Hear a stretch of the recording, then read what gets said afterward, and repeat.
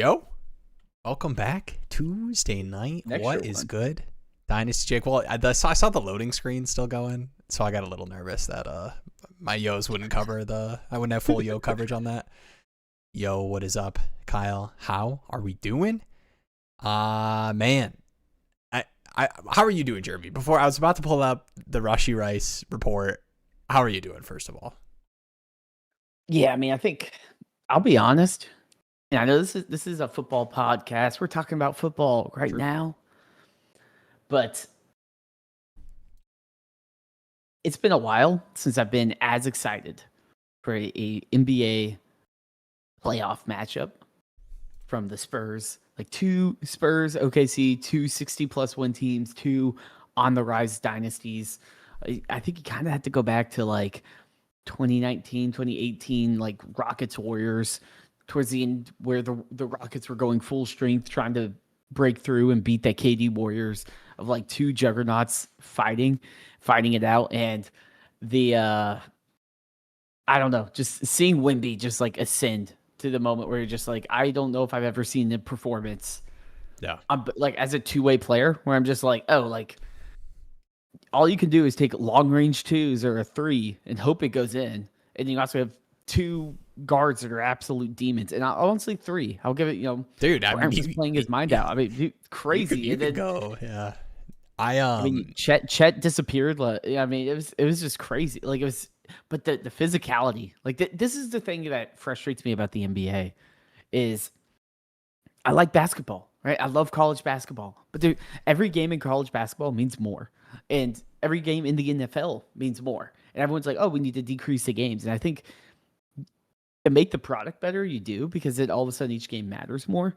But it's always been hard for me as a sports fan to follow leagues that have like over 40 games in the regular season. Because then I'm just like, okay, like I'll just tune in towards the end and figure out where everything is. Shout out to all the baseball fans out there. Slog. I cannot do it, but I respect it. Man, I'm with you though. That series will be sick. I'm down to move past the NBA talk. Shout out to the Pistons. Great season. I'm not going to get too doomer about it. All right. I'm not going to do the whole how much we paying Jalen Duren.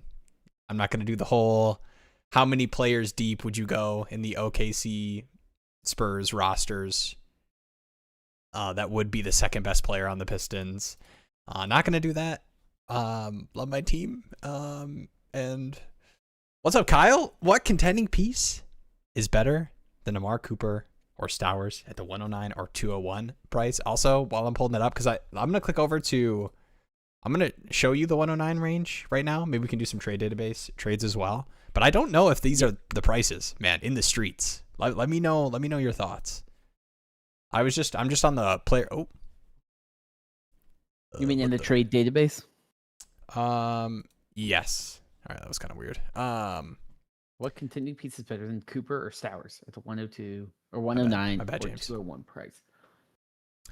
Yeah, I've got it right here. So I was just kind of scrolling down, and we can go to some trade database trades too. But like 109 here, sandwiched in between some like contending running backs like Travis Etienne, Javonte. Like I don't know if you're on the clock at the 109 if you're getting those guys for that pick. Jamo, Derrick Henry. Like even like going down to like these quarterbacks, like going after Darnold, Kyle Pitts and tight end premium. Kyler Murray. Like I think RJ Harvey. I think DJ Moore. It's not a contending win, but I mean, and even guys like Tootin, like even some of these guys, I feel like a lot of people are like, yeah, I'll just make the bet that's more exciting than the end of this rookie class. Like, do you feel like any of those players I listed out you could get for the 109 on the clock in a 12 by 10 0.5 tight end premium? I think a lot of those are like if someone is very convinced they need to get off a certain player, like then they're like, yeah, let me get off of player X or player Y. Yeah, like the DJ Moore Tootins that are kind of a little like, we're gonna know this season if the bet cashes. Like I could see people wanting to get out on that, like the heading into the season hype of the situation for both of those guys. But I just don't feel like Dude, like Javonte Williams on the clock for the 109. I'm telling you, hell no. I'm not trying to add another Omar Cooper share. Jets wide receiver. Yeah, I mean, I think the 2.5. unfortunate part is you either got to get like a little bit gross with it, like going for like a DJ Moore or a Derrick Henry, someone that's like not anywhere near a dynasty player. Yeah. Or you're having to add on like a dynasty future asset. second or something. Like Yeah, to get the deal done. Tack on. That's kind of like the hard part about it. So, I mean, I would definitely aim. Like, obviously, them being in this area and, like, in the trade database, you can see deals get done for those guys, like those contending running backs, I think is, like, ideal for a contender. Mm-hmm. But, I mean, I'd be happy to move for... I mean, people are down on certain players like you were talking about. Like, Jamo, wide receiver 30. I mean, Derrick Henry's 32, but on a contending team. I mean, why not? The end of this class. Even like I think David Montgomery and you get like David Montgomery and you get a piece back. Like those kind of, when you find teams on the opposite angle and are kind of willing to take the, he's a first round wide receiver. Cooper bad pick. I saw one with a tier. It's technically a tier down from the 108, but it's like the 108 and QJ in the 109. And I'm all in on give me the QJs after what we saw last year at that price. I mean, that's basically what's the difference between the 108 and 109? It was probably on the clock, and he was like, "Oh, I have to trade up. I really want Ty Simpson or whoever's at the 108." But to me, I'm like, lock up a potential. I mean, he was wide receiver like 6 through the first couple weeks. Small sample size, but I mean that was also with the full functioning offensive line. So I'm optimistic that a player like that could see a breakout. And if you're getting him for super cheap, then maybe like, hey, could I go from the 109 to the 201 or 202 and pick up a cheaper option that doesn't make me feel as bad as just trading away my first for, like a Travis Kelce or something gross.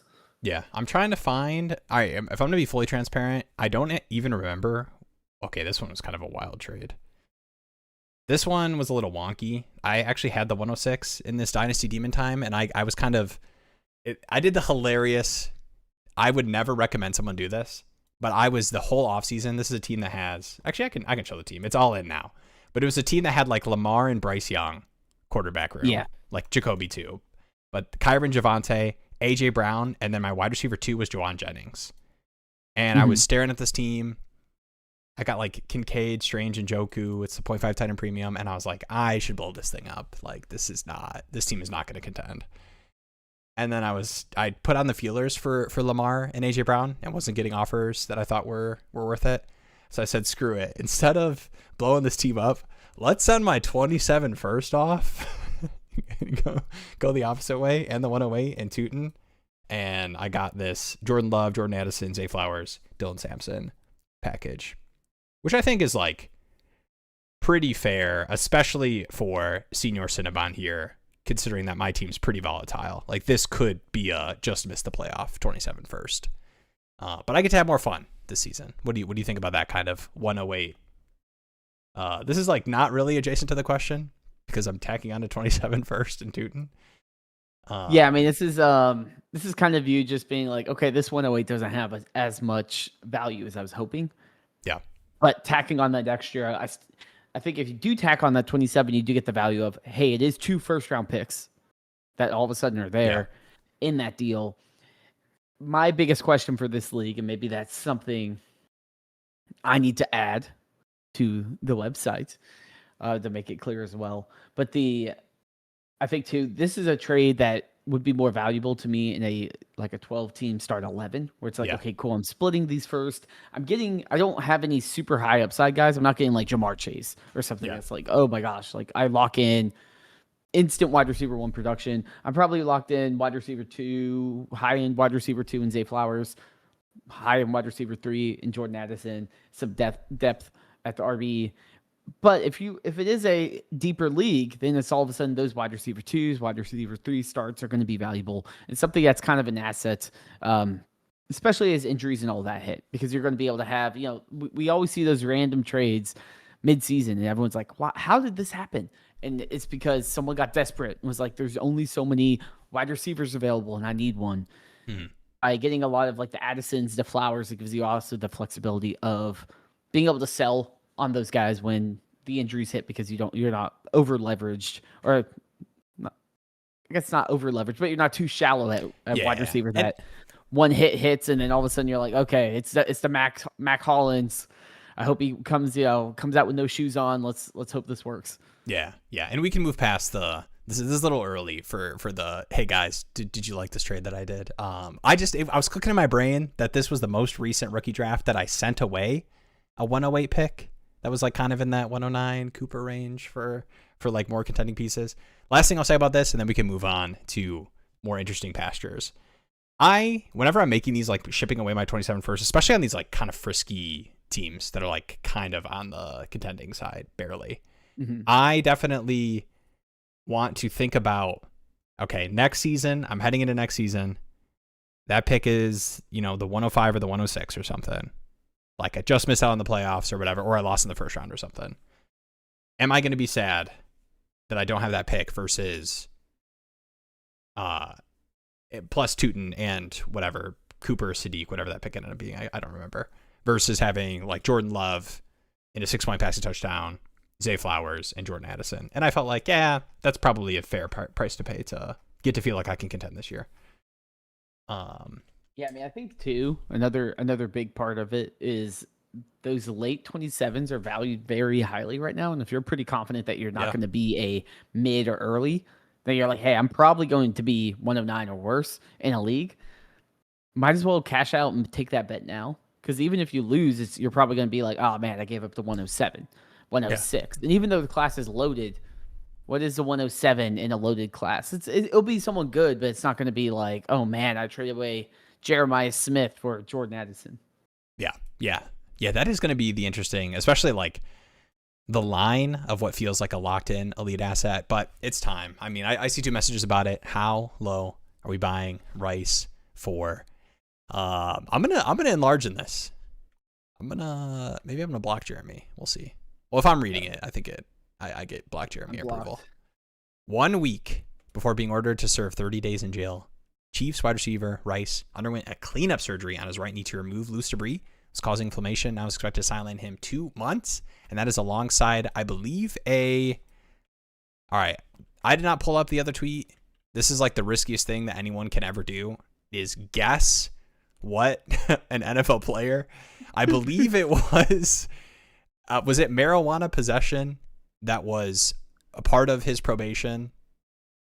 I think it was. Okay. All right. Which is I read that and I was like, it's funny that that's the thing that he's probably going to serve jail for. Yeah. Honestly, I think most likely outcome is Rice is just like, whatever. There's going to be some weird stuff. He's going to miss some, heading into the season camp stuff. And he's just NFL, same spot he was for the Chiefs for the season. But we are kind of in that contract year for Rice. And we've seen the Chiefs in the past, like they let Tyreek Hill go. I think there's some fear. Like, obviously, if Rice doesn't go back to the Chiefs and is like, I don't know, goes to the Broncos or something after like Sutton leaves, like how far off is the fall in his perceived value after this year? Yeah, I mean, to play devil's advocate here. Yeah, I'm pulling up the wide receiver page while you're pretending to be the devil. No, you're good. I will also say we saw the Chiefs say, hey, we have prime Tyreek Hill, 1 of 1 in terms of just unique skill set in the game. We're okay letting him go versus giving him that super max wide receiver setting contract. And frankly, ever since then, they still haven't really been able to address their passing offense in the same way. They obviously had Kelsey and Rice, which has shown flashes, but they've never truly been able to replace all of what Tyreek Hill did in that offense and kind of has changed how that entire team functions, right? It became kind of more of a defensive first team with an offense that can really manage the clock and be more of a possession offense versus that big play down the field offense that we saw with Tyreek Hill. So I could see them being hesitant with Kelsey getting older, with a lot of the things going on, to be like, hey, like, what is Rice going to be worth anyway? It's not like you're going to have to give a super max contract. He's had these issues. I mean, outside of the injury, which is a freak thing, we're not going to hold an ACL tear, but I mean, his off the field stuff has certainly been concerning. And I will shout out, Sean. I know it was part of he had to serve and all of that, but he's just been so much legal stuff, and it just seems like he can't get it right. So I imagine that's going to be something that does impact his contract. But as of right now, I'm kind of a wait and see. Like, I see some trades where it's like Rashee Rice for a second, and I'm like, okay, like, yeah, I will burn a second. Sure. If someone sends me a 27 first, I'll probably say, see ya. Dubs in a third, man. First trade comes across my desk right now. Yeah, like some of these trades are just people that are panicking. Just a second, straight up. There's still months. There's still months to figure this out. He'll serve his time. He'll be fine, right? He'll be third on the field. Yeah, in a 10x9. And it's not worth it to me to give a third or a second, right? I mean, those are just insane. I would rather wait. But I do think his ceiling as a true elite wide receiver 1 in Dynasty's done. Like, no one's going to trust him. It's kind of like the Puka Nacua rumblings where you're like, he bit a person. Like, what's going on? Like, you're like, do I trust him to not go full Antonio Brown and just ruin his career? You've got Rice, and I'm gonna label it as you're a contending team for sure. Like, the points matter to you in a meaningful way. Someone comes across your desk with Lad McConkey straight up for Rice. Are you taking that today?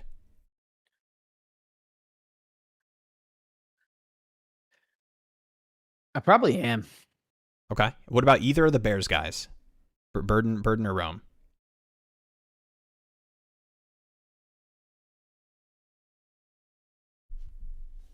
I probably would. All right. Points matter, man. AJ Brown.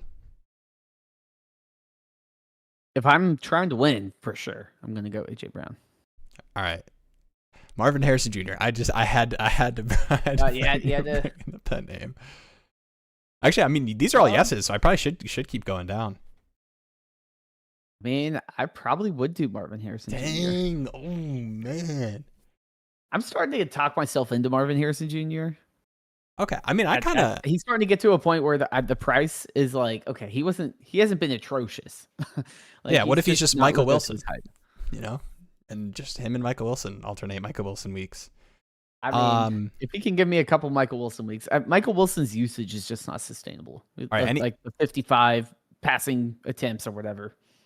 All right, any of these guys, BTJ, Devonta Smith, Jalen Waddle, T. Higgins, Zay Flowers, any of those guys? I think he's in that tier. Is he in front of those guys for you? I'd probably still put him in front of him, but he's in that tier for sure. Yeah, I mean, frankly, I think Marvin Harrison Jr. I know Kyle said welcome to the Marvin Harrison Jr. train, and unfortunately, he is one of my most rostered wide receivers. Even though I have a lot of frustrations with him, I think that's kind of that big tier where there's upside, right? There is upside to Rice. There is upside to Marvin Harrison Jr. There's upside to even Brian Thomas Jr., who had one of the best rookie years we've ever seen and fell off the cliff somehow. Yeah. And then there's guys like Devonta Smith, who's still young, potentially new wide receiver 1. So there's some optimism there. All these guys have some sort of, this maybe they could be a wide receiver 1, finish as a wide receiver 1.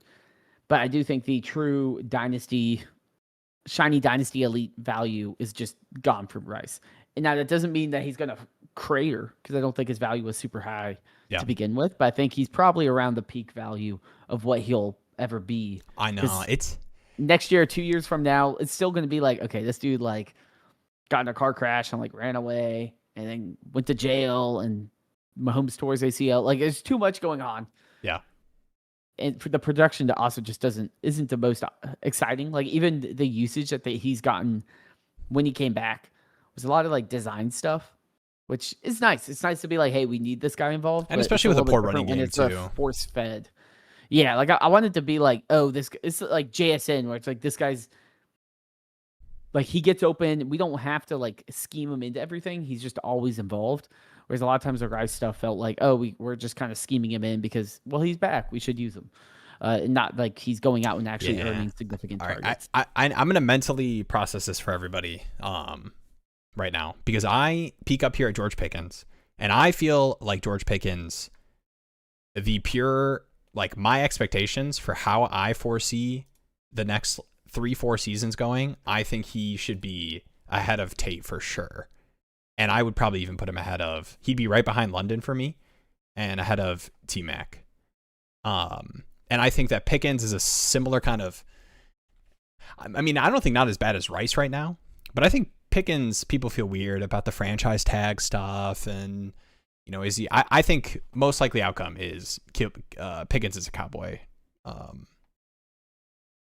for 3-4 seasons. You just never know, man, with Jerry Jones. I mean, they already get that is true. Contract to CeeDee Lamb. They have a for sure. You had the Micah stuff last year. I think, to me, like, and I think if Pickens is going somewhere, I don't think he's going to another Steelers situation. Like, I don't think he's like, the Steelers heading to the Browns or something, or but yeah, I wanted to put that out there just because I'm trying to think of, realistically, I have Rice on my contending team.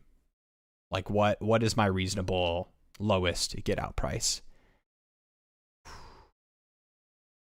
And I think he's ahead of that BTJ for sure. I'm not panicking. No, not at all. Like, I would still have him ahead of Lemon.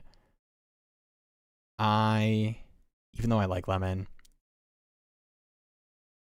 I mean, I'd be fine swapping for AJ Brown. Yeah, I think you're right. Pickens to the Chiefs. Hey, I'm down. I am down. You got Sean with the basketball updates. Knicks up by 2. Thank you. And shout out to Nick Take Jake. All right, I'm not gonna lie. A lot of I've got 2 Knicks. I've got a Knicks sweatshirt and a Knicks like baseball tee that I have not worn since the Knicks beat the Pistons in the last series. But this one hurt more. I don't hate the Knicks anymore. I want you guys to beat the Cavs. Let's go. Actually, I don't know. Let me think about it. I do like Donovan Mitchell though. Even though he gets away with a lot of... the waterboard guy to come back one last time. Oh, gosh. All right. I said a bunch of crap offers for Rice. The best only thing I got back was Rice for BTJ and Swift. Interesting. BTJ and Swift. I don't hate the, like... I mean, if you're going in that range, getting, like, a running back bet for like 2 seasons, I think is pretty fair. But man, I don't want to go lower than BTJ plus. Depends on what BTJ plus means to you though, because I got Zay Flowers ahead of BTJ. All right, I don't think that's a bad price, to be honest. Like, I think that's no, and I see 2 starters. Swift isn't super flashy, but Swift is Swift. What rookie pick are you taking over Rice? Because I mean, I see Kyle right here, 109 for Rice. I'm taking Rice every day of the week at the for sure. At the 10. Probably had to be 106. I'd think about it if I'm like, okay, do I want to ride the Jadarian Price experience? Yeah, probably it's going to have to be 105, 104, depending on how you feel about Lemon. Yeah. All right, I am going to get the rookie mock set up. If you guys want to. It's on the thumbnail, guys. All right. If you came here not ready to rookie mock, I don't know what to tell you. Price is also on the thumbnail. True. Everyone's favorite rookie. All right. Let me get that set up. All right. What about BTJ? I'll give this to you. BTJ and a late second or Breece. I'd probably take Breece. I just think running back production that's going to be on the field is super valuable. And even though Breece isn't a true bell cow like we hoped he to be or whatever, all signs from that Jets offenses are going to be really rely on the run game. Breece is the RB1 in that offense. I don't know if I want to deal with the BCJ experience. Parker Washington was starting to break out. They still have Travis Hunter, where they're like, hey, he's going to be full-time cornerback. Actually, psych, he's going to still be in some sort of multi-use role. And then you also got Jacoby Myers that they traded for and I believe extended. So it's kind of a messy backfield. I still believe in BTJ, the talent, but I think we also got to be honest with ourselves and say BTJ had an amazing stretch with a different coaching staff and a different quarterback. Their quarterback was Mac Jones for the majority of the time. BTJ was putting up those massive numbers. So for me, I don't mind, especially if you know that's a late 27 seconds. Let me upgrade. Running back is so crucial. To plug the captured war, we have a video on the channel about it. But running back production is also more predictable than any other form of production. So you're going to feel very confident when you slot in a Breece, that Breece is actually going to be the guy that you should slot in, instead of saying, oh, I have BTJ and Parker Washington and Michael Wilson and Jerry Jeudy. Which one do I start? You're going to miss that choice half the time.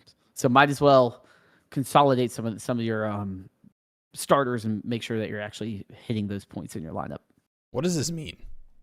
What is a 4-team pick 5? Are we like we're doing a smaller group? I think it's saying like, out? Hey, what if we do a like a 6-team auction draft? Yeah, exactly. Okay, I kind of get pick 5 rookies. This is probably like this kind of like a little like rankings fight type of thing, like who builds the best 4-team 5 rounds. We'll see. I'm gonna get this normal one, and I just sent it to you, J-Dog. But I am going to. Here is the link to the rookie mock. Maybe the second one, if I feel like the vibes are fading in the participation for the rookie mock. The vibes are never fading. I shouldn't do it. Yeah, that's right. That's the Dynasty Daddy live stream. That's true. All right, let me switch over. I will say, as we'll set this up, I will plug all these Spotify users out there. I did officially create a Dynasty Daddy radio feed where I will be uploading the following day these live streams, so you can listen on your way to work and have it downloaded. Because I know YouTube is very particular with downloading their content unless you have a, I think, YouTube Premium subscription. But you can download it, listen to it on your way to work, and just get more people out there. So if you enjoy using Spotify over YouTube or whatever reason, definitely check that out. Let me. I'll touch on this. Echelon said, "What is the best way to capitalize on captured war?" It feels like it just says exactly what you said about RBs being predictable. What do I do with that info? Yeah, I mean, it does factor in your specific league settings, but it definitely highlights in most formats, right? And I think that's kind of the interesting part about it, is like in different formats, there's going to be different things that are more predictive, but it really just shows you, hey, even if you're in a dynasty league where you're like, oh, RBs are less valuable, running back production and having running backs that are actually starting and getting a significant workload has a huge value over the wide receivers, over all these other positions, even quarterbacks and superflex. And a big part of that is the scarcity of actual running backs that matter. Like if you think about in the NFL, how many running backs per week are putting up significant numbers? It's probably like 20. They're like, okay, that was a decent fantasy week.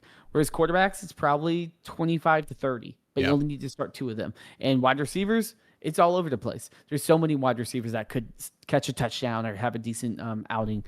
So I think the way I tend to use it is it kind of helps me.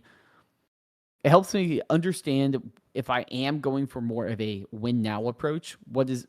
How heavy should I lean into that position? But also is useful to look at the other positions, because running back just honestly runs away with it in most formats. But if you remove running back, you can say, okay, these other like tight ends way more valuable in this league, so then I should maybe prioritize that position second and be able to build that out when I am actually trying to put all my pieces together. If you're rebuilding, it doesn't really matter, but it is very crucial to understand what positions are key when you're actually putting together a contending roster. Yeah, and 100% like the roster construction part, because I think a lot of times like we're thinking about like building out a starting lineup, but in terms of captured war, I mean, think about in just like normal redraft seasons, how often we get like when Alexander Madison was on the Vikings and it was like, oh, Aaron Jones is out this week. Alexander Madison is RB8, like in projections for that week. And like that happens way more often in running back rooms than, wide receivers. You're not pumping up Andre Yoshivas when Jamar Chase is out. It's like, I mean, some people may, but even then, it's not like the usage, right, of when the inevitable Jordan Mason week happens, is you usually can also predict it, and you can predict it way more than even quarterback. Because quarterback, you can have guys come in and put in decent weeks, but just because you have Brady Cook come in and drop 14 points, but you're having so many quarterbacks do that every single week, dropping 14 to 18 points. So that production is very replaceable, where a running back, it's like how many running backs are scoring 12 points a week? It's not many. It's not many, and you can usually predict them, so you can actually say, yes, I do need to start this player. So it colors me into a mindset of I need to be even more heavily invested in the running back position, even though the dynasty costs are like, oh, well, they're not a centerpiece. You know what? Like if I've had Derrick Henry for the past 10 years, I don't really give a damn if he's not a centerpiece, because he has been for actually winning over the Brian Thomas Jr.'s and the CeeDee Lambs, even like just having a guy that's a bell cow running back in the modern NFL is worth it way more than not. So even if they're not like and I think that's kind of another thing I want to do. Any roster is middle of the pack. And you see with these mocks I've been doing, so I'm always like, oh, I'll just end up taking all these random running backs in these ranges of guys that probably going to be productive. Because to me, I'm like, that gives me the flexibility of, I have all these running backs that are going to produce. I can then find that wide receiver 3. It's a lot easier to find that production versus finding a running back to fill a spot when I need it.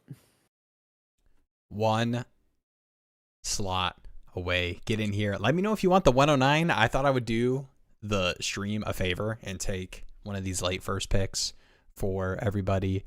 And shout out to Tristan. Managed to get Antonio Williams, the 201 in 14-person league. Felt pretty good since I have JD5 on the squad. I'm with it. I think that while in practice, my 201 is like Jonah Coleman / Antonio Williams. I probably just should say out loud that it's Antonio Williams, don't you think? Even if that's not 100% true. Yeah, I mean, just to secure the bet. We do run a sports show, so you got to have some hot takes. Antonio Williams 109. Yeah. I mean, foot to the fire. I don't think I can take him over Denzel Boston, but I've thought about it and done everything I can. I can't take him over Denzel Boston. After that, then I'm like, I don't blame you for taking it. I mean, anyone from 108 through 202, same tier for me. I think a lot of people feel that way, and I think that's also why it is really hard to get veteran trades done for like the 108 and beyond. Let's go. Shout out Bun J93. Nice. You beat me. You beat me to it. I was about to blast off in the Discord. I'm like, we just got to fill this last one. Coleman at 108 in the same draft. I honestly, depending on the format too, like if we were just talking about roster construction. Ooh, that was a quick limit 102. Gotta keep it exciting. Take 103. I do feel like I haven't seen Coleman that high, but I do think if it's running back, heavy running back, point per carry, maybe there's something like that. Good Lord. Oh, I totally forgot. Ray Rue, Travis Hunter, biggest buy of the offseason. Let me know what earliest pick you're sending straight up for Travis Hunter in this rookie class. And Will send it out in one of his leagues live. Wanted price of the 101. 101. Nice. All right. Oh, full point. Oh, tied in premium. Yeah, I forgot to change the headline, but it's a full point. Full point tied in premium. 108. Let's play the format. Okay. Oh, I love KC. 109. Why did I do this? For Travis Hunter. I put myself here knowing that I would have to make this pick. Dang, taking Ty Simpson in the mock draft has got to be like bottom 5 content creator. Give a spiel about how it's basically a first round pick next year. I don't know if I have it in me. I don't even know if I believe it at this point anymore. 12 by 11. All right, 12 by 11. Hitting on a first round wide receiver, I think you could argue matters a little bit more. That's true. But it's definitely deeper. Did you consider Stowers here? I mean, double tight end premium, start 11. Yeah, Stowers is probably going to be the Stowers FUD has definitely seeped into my brain. Somebody give me a really pro Stowers take. I understand the bull case, especially at the end of this class. 112 and 20 Williams. Let's go. But I don't know. I just I'm so in my head about him not being a full-time player in college, and them drafting Lemon, Smith there as well. I know it's the last year for Goddard, but I just it's really hard for me to foresee Stowers having a meaningful role on that team this season. I think he's going to be decent, to be honest. I think the most likely outcome, aging out, and AJ Brown is going to leave, and double tight end premium. I'm sitting there and being like, hey, 4 catches, 5 catches. I'm looking at 10 points right there. Yeah, best ceiling, and I do think that, I mean, if we're talking floors, I think we could spend the rest of the stream talking about the floors of this 109 through 204. Not. Yeah, we're immediately at Cooper. We could start talking about the floors for how these guys are doing year one. I totally do get that. Maybe to full point tight end premium, it's worth it. Yeah, banger. Coleman at the 204. Man, Singleton and Johnson. I do think that you could argue. And let me know, Cody, do you have Emmett Johnson ahead of Coleman if you're in your rookie drafts? Or are you, I mean, I assume you're trying to trade back based off of how most drafts are going. But I think if Emmett Johnson gets that role, I wouldn't expect Kenneth Walker to belong down to this guy. I think it's a matter of which of those DeMarcado guys are they going to trust. But if that's the third down back for the Chiefs, Rashard Smith probably has a leg up, but yeah, he's tough too. I feel like he's such more of a gadget guy than a true trusted third down guy like they've had in the past. But no, I agree. Oof. Gotta go with Claire. No Carson back. We said took Stowers over Antonio Williams and non-tight end premium, and it hurt. The Antonio Williams hype. I mean, dare I say, Will, you were the initial investor. You're the angel investor in Antonio Williams hype club. Now everyone is like, maybe he is the 111. I definitely am not going to take credit from I'm a genius. I was watching the tape. You guys don't even him getting the Commander's landing spot. 100% is for sure boosting up, especially being a third round guy versus a second round, which is what I was hoping for. I don't have it in me to take Carson Beck, even though I think he is a totally reasonable pick in the late second in this class. I'm surprised. I mean, you're a tight end boy. I know you're always pissing orange in these mocks. Okay. Where does you give me the double tight end premium? Come on. Actually, let me. Yeah, that's 100% fair. I guess this isn't a really good exercise, but as far as tight end targets, when you're through the late third, and I know you like Jolie, obviously you like Claire and Sadiq, and you're talking about Stowers being my 109 pick. How far down are targets enough for you to be using your thirds on these guys? When you start looking at Delp. Well, I know Jolie you for sure would take in the third. What about Delp and Raridan? Do you like these guys as well? Or are there other names? Yeah, I mean, I've taken Delp. I've taken Tanner Koizol? Yeah, just the monster. Which is so funny too, the Raridan 6'7", 250. I mean, I honestly just take only tight ends in the late rounds. I don't think I've Have you done anything taken? else. Maybe you've taken like LR. I took one Drew LR. Mm-hmm. You take any of the blocking guys when you like get to like the late fourth where you're like, man, am I really gonna take Taylor Green over a second round tight end, or are you sworn off guy that didn't produce in college? I usually just lean towards tight end in this draft, even if it is a blocking guy. Yeah. If the draft capital's there. I mean, people said that same thing about like Brendan Strange and stuff like that coming out of college. We don't know how their utilization will be on their new team. Yeah. It's a brand new team, brand new situation, brand new coaching staff. If a team invested highly, same with like the Stribling, right? With Echelon mentioned, high draft capital, you're going to have some sort of investment in the team. And if I'm looking in the fourth, fifth, some of those drafts, I'm like, I might as well just take a random tight end flyer that might become someone. And especially, I will say I play in a lot of these tight end premium leagues. No tight end premium. You're not seeing me do that. Yeah, I much lean more into running back in those positions. But I play in a lot of these tight end premium formats where I'm like, the barrier for this guy to actually crack my lineup is a lot lower because all he has to do is catch 3-4 passes, and he's probably better than a flex wide receiver. Yeah. I see the Stribling pick at the 212.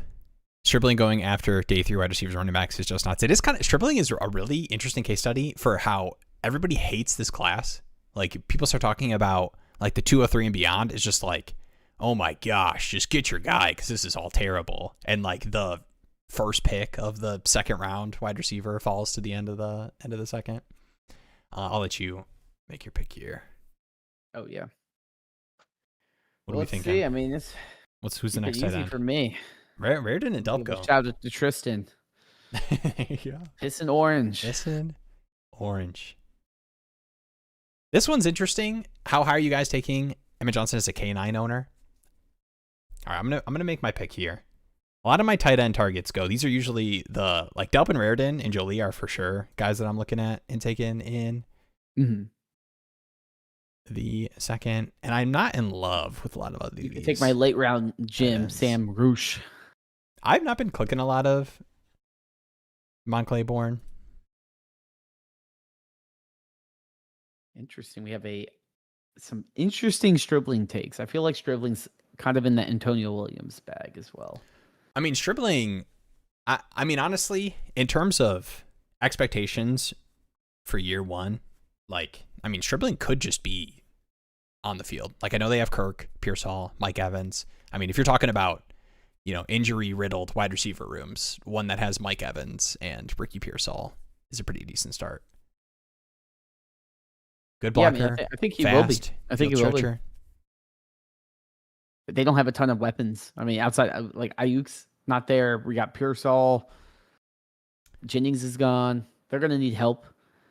And Kyle said Stribling 111, Stribling 202.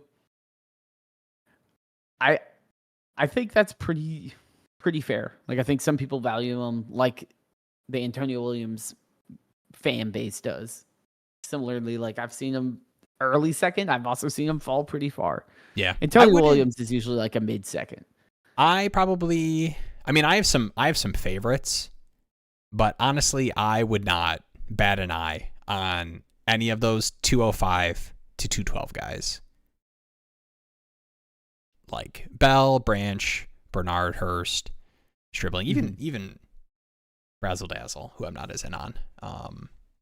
I think the like upside case of the one Tennessee receiver that works out at his size. You guys remember the Thornton trades? Anyone remember the Deontay Thornton? When he was getting some buzz from Gino in rookie minicamp, all the third, second swaps people got for him. Turned out it was just Trey Tucker. Yeah, it was always the much smaller receiver. It always is. Williams being one of the few picks Washington had in the draft. Yeah, for sure. And to like we got the Panthers homer pick. Shout out to Kyle.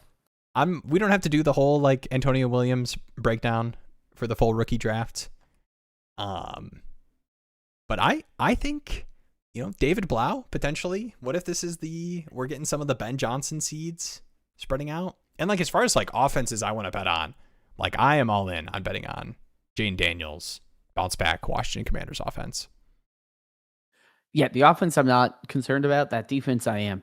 I mean, it's super old. And I mean, they did invest some in it, but there's a long way to go for that defense to be truly competitive. But for a fantasy football perspective, that might not be a bad thing. It might be kind of the Bengals, where they got to score a lot of points. The Cowboys. We got Tristan saying he's selling everything after the 105. I would probably say the 106 is where I probably draw the line, because I still think Jadarian Price is an interesting enough prospect that I like KC. After that, I'm fine moving off. I like KC enough to like feel good about the 107.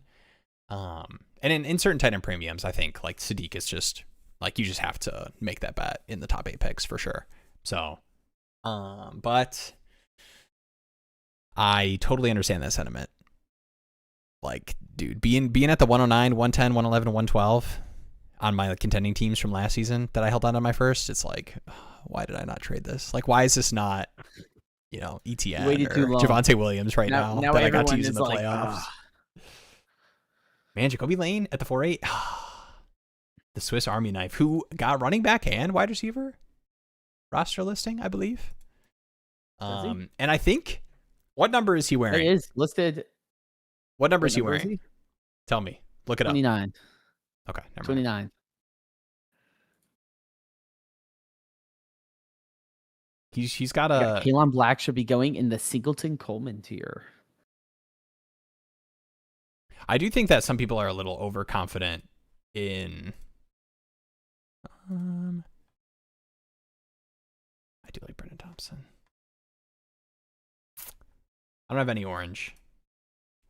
Klein is probably my last tight end that I am like, in certain tight end premiums, I'm like, yeah, fine, I'll do it.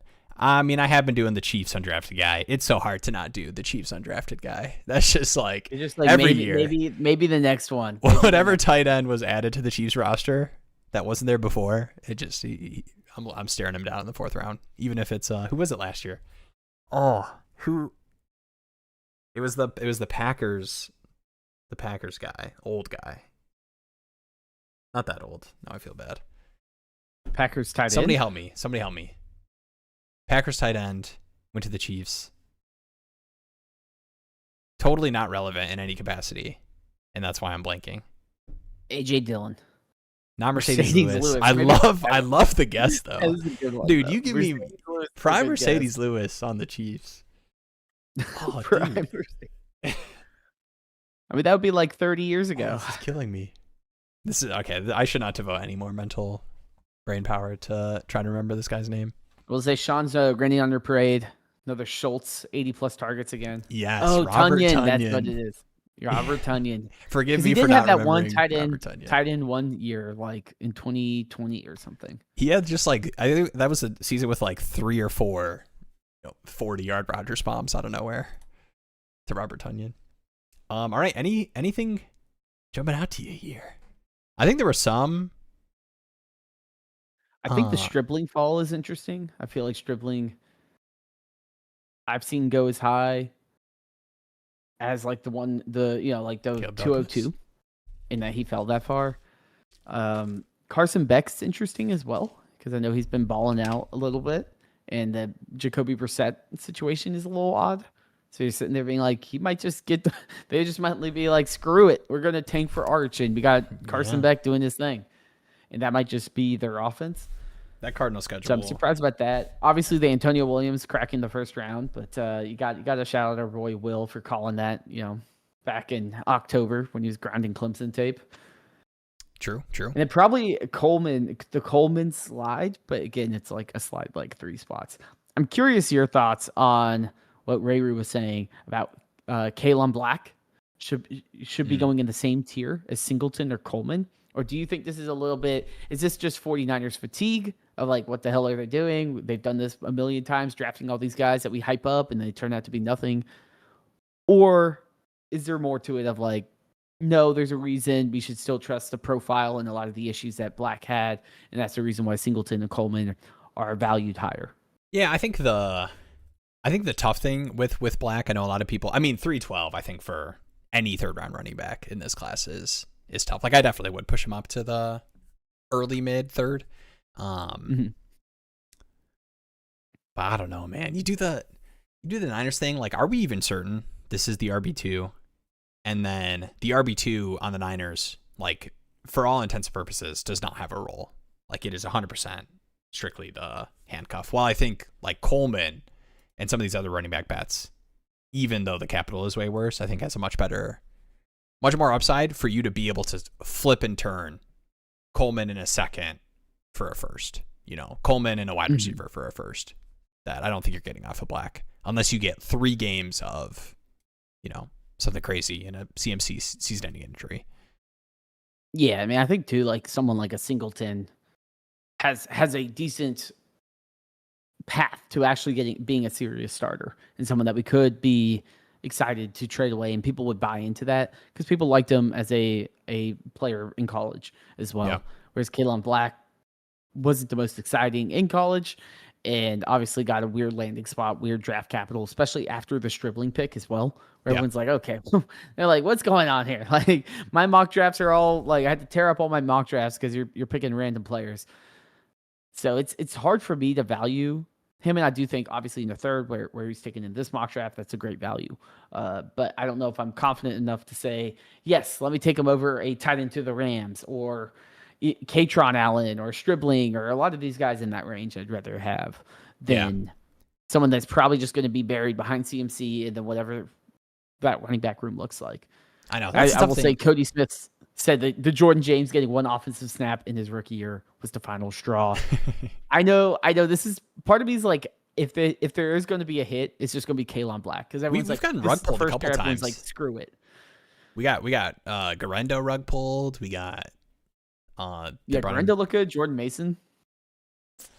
But I do like this, and I think this is kind of like an interesting like macro. I think we can fall into the trap of ADP and ranges and how people perceive the players, but like, I mean, this running back class, 100% people hated. Like, it was, I mean, I had Price in the second round too, and then I was like, I would not be surprised if we don't see a running back until 4th, 5th round, which like in practice kind of happened, other than Black in the third. But I don't know, like pure roster construction wise in a lot of these leagues, like is a bad running back class 3rd, 4th round. I mean 5th, and I mean we're even pushing 6th, 7th with these guys that we're taking in the 2nd round.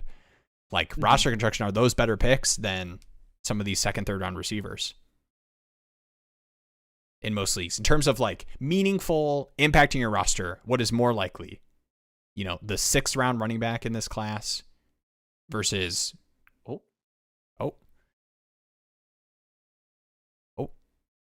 you had the craziest pause there. I think I'm back. You were mid this. I don't know which one, who kicked whose router, but dude, you're back. I got fiber internet 2 weeks ago too. This was supposed to be resolved. RB over wide receiver easily. Where's your line? What's the craziest? I'll take this running back over this receiver in terms of ADP. There we go. Let's go. In rookie draft. All right, should we do probably take Katron Allen over pretty much everyone but Boston in the 2nd round. You know what it is? It's the sniffing my own farts of this being like the second off season that I've really, really dug deep with prospects, where, I mean, for sure Antonio Williams, but being realistic in a 12x9, 12x10, what these wide receivers have to give you to be more meaningful than sending a second for, Alec Pierce last season or whatever, the wide receivers that are actually producing in field. Yeah. Dang.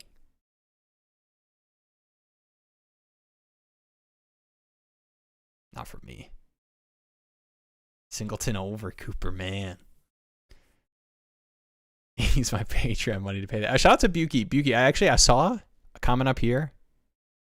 Oh no, did it disappear?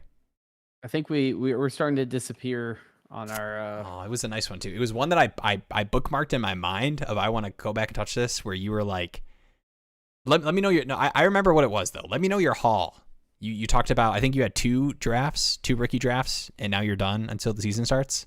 let me know your haul. I want to know how the Pukey drafts went. I want to hit a few that I think went off our little clicker. So we got a Drake. I assume it's Drake. I don't know. It's just Drake and McBride or Dart Bowers in a 27 mid first 10-team PPR Superflex, no tight end premium. I don't know if it's a Drake May. I think it's got to be Drake May, yeah.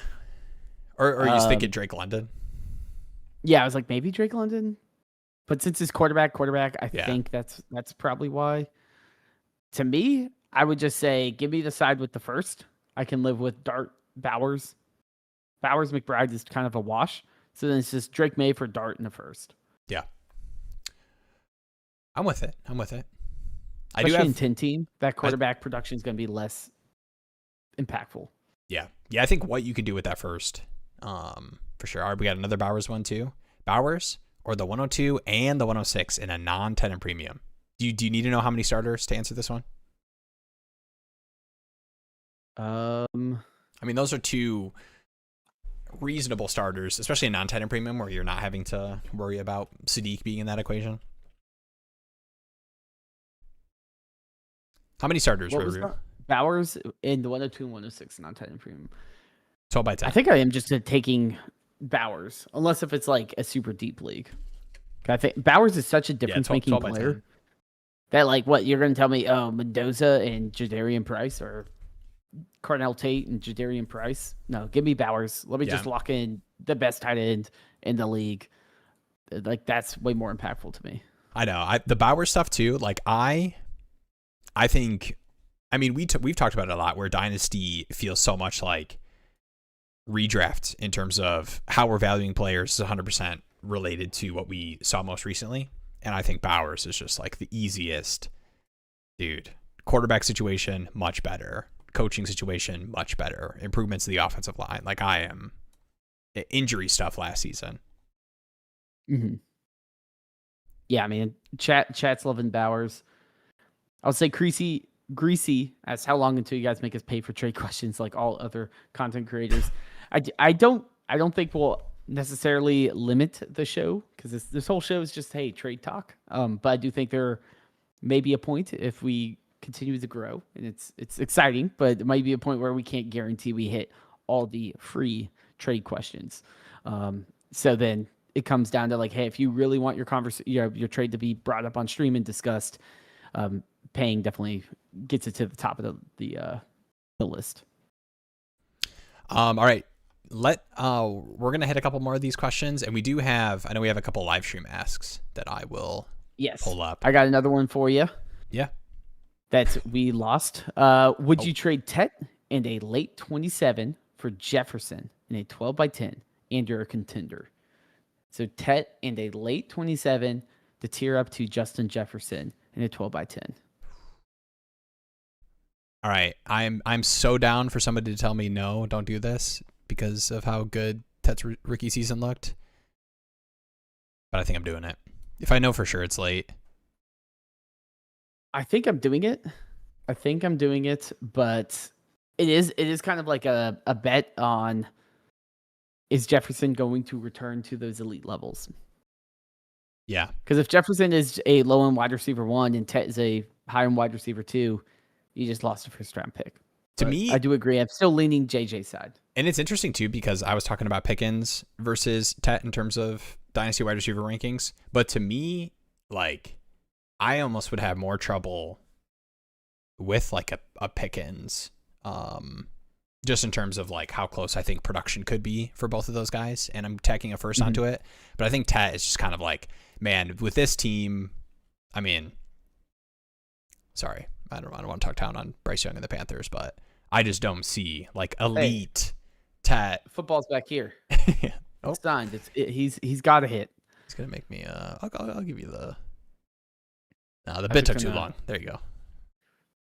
I bet. I don't know if we still got the bit going. No, it's over. It was over before it started. Landed.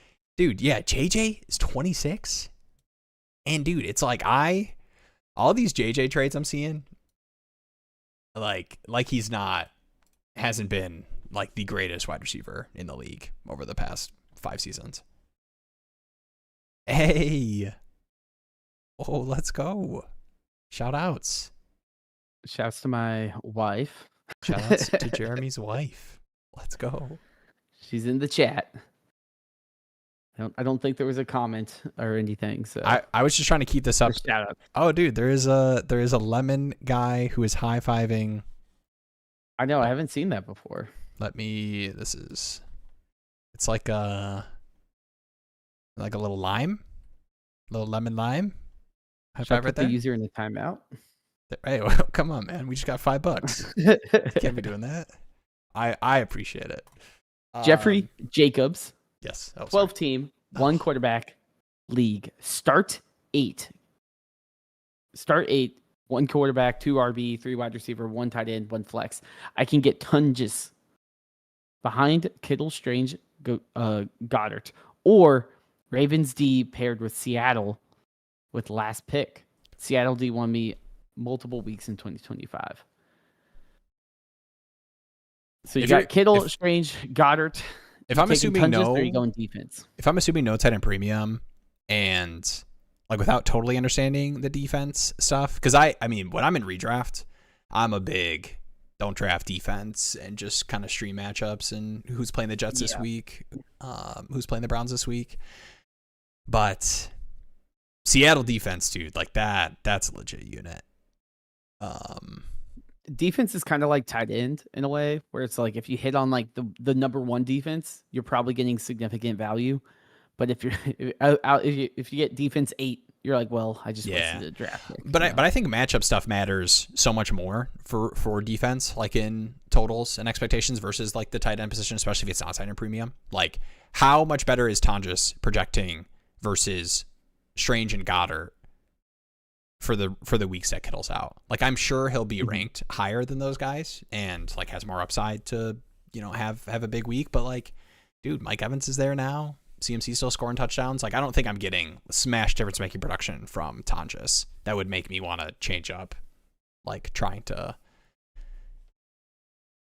roster to get better you already defense got matchups. Goddard, Strange. Like I imagine too. Like it's a start 8. There's probably going to be decent tight ends that you can stream. So I don't mind you just saying, let me take a bet that maybe I hit on the elite defense, and if I don't, then I just cut them and stream whatever I need to. Real quick, I want to hit this. Appreciate it, Becca. Just thought it was cute. No football questions. So my work league comes back. We're gonna remember right now as a unit, Jeremy, that the next work related question. Maybe that's a video. It's a half-hour video, full live stream dedicated. Can Jeremy win a work league? We'll get the lemon lime high five on the thumbnail. But next time we have a question related to that league, I want you to pretend that $5 was attached to it. $4.99 USD. I want you to answer like $5 on the line. I mean, I will say there's one league that stresses me out the most, and it's honestly Becca's work league.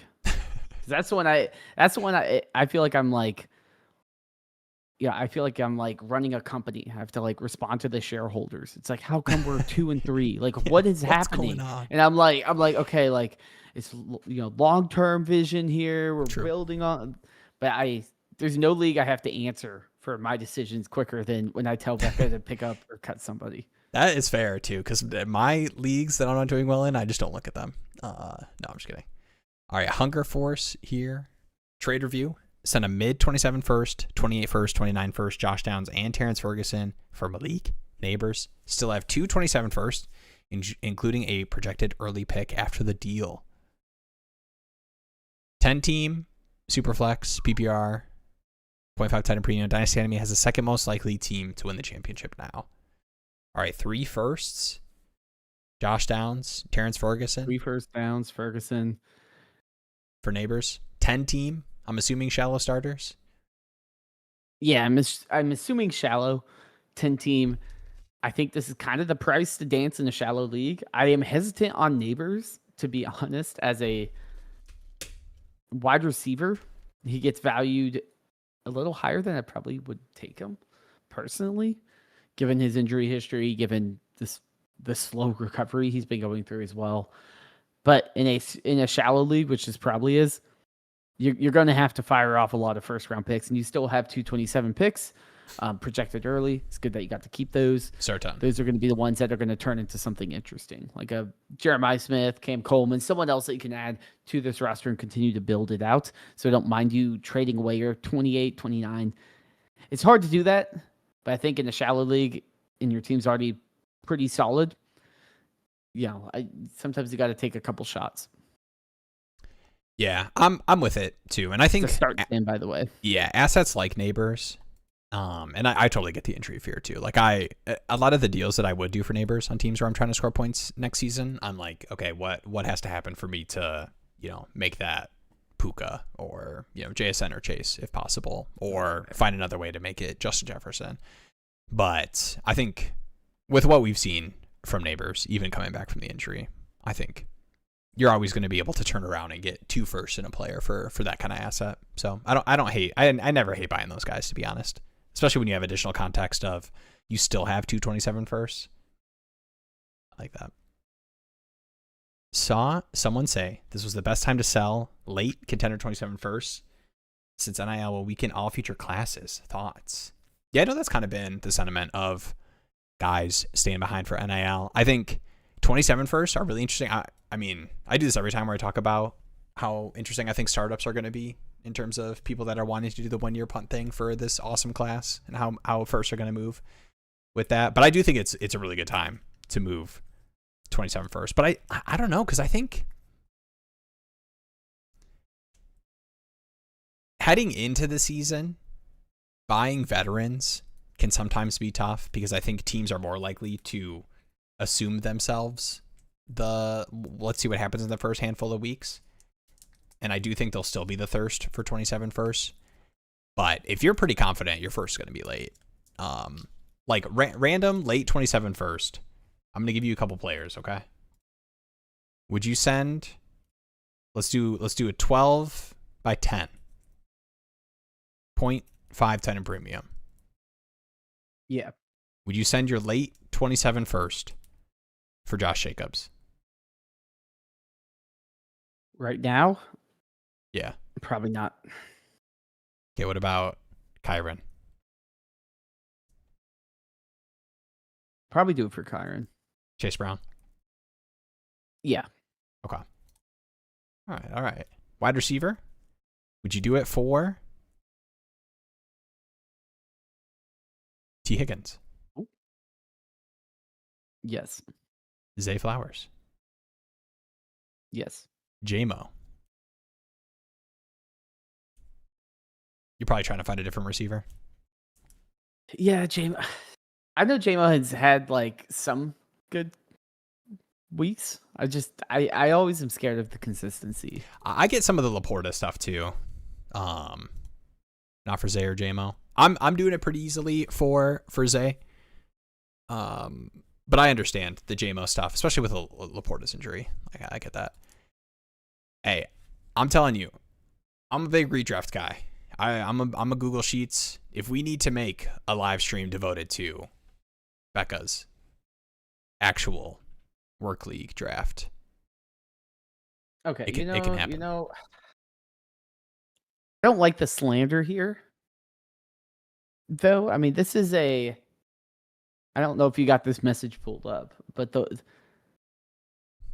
after last year's fiasco where Jeremy dropped the ball, I didn't even read it. I need to be more prepared. Excuse me, you made the playoffs in a 14-team league. Let's not. What was your best recommendation and worst recommendation? Okay. I see the fiasco. I'll let you collect your bearings there if you need to. But I think it's in for Jacobs. I do have it pulled up. The worst pick. I like Nico. So the way I like to do redraft is you obviously shoot for the stars, right? And then you either burn or you like get some gems. Yes. The biggest hit, Emeka Egbuka, 502. Banger. Didn't help in the playoffs, but go on. Yes. I mean, it looked really good in the beginning. It did look really good, yeah. It was Bijan, Josh Allen, Marv, Xavier Worthy, and Emeka Egbuka. at this. This is something I would change this year.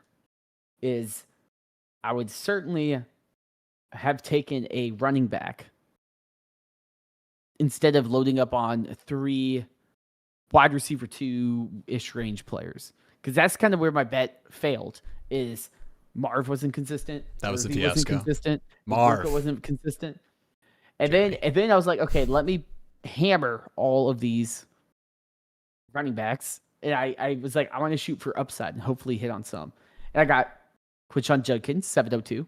That was a pretty good hit. Took a little bit to come around. Mm-hmm. JCM, 8th round pick. This was the one where Becca was like, Jeremy, you're going off the rails. Like, this is like, you're ruining my life. People are making fun of my draft. Oh, the Bill? Yeah. And I'm like, Jesus. I was like, Bill is not a bad pick. I have to Caleb interrupt. Johnson one did not work out, but. Oh, yeah, that's tough. I have to interrupt.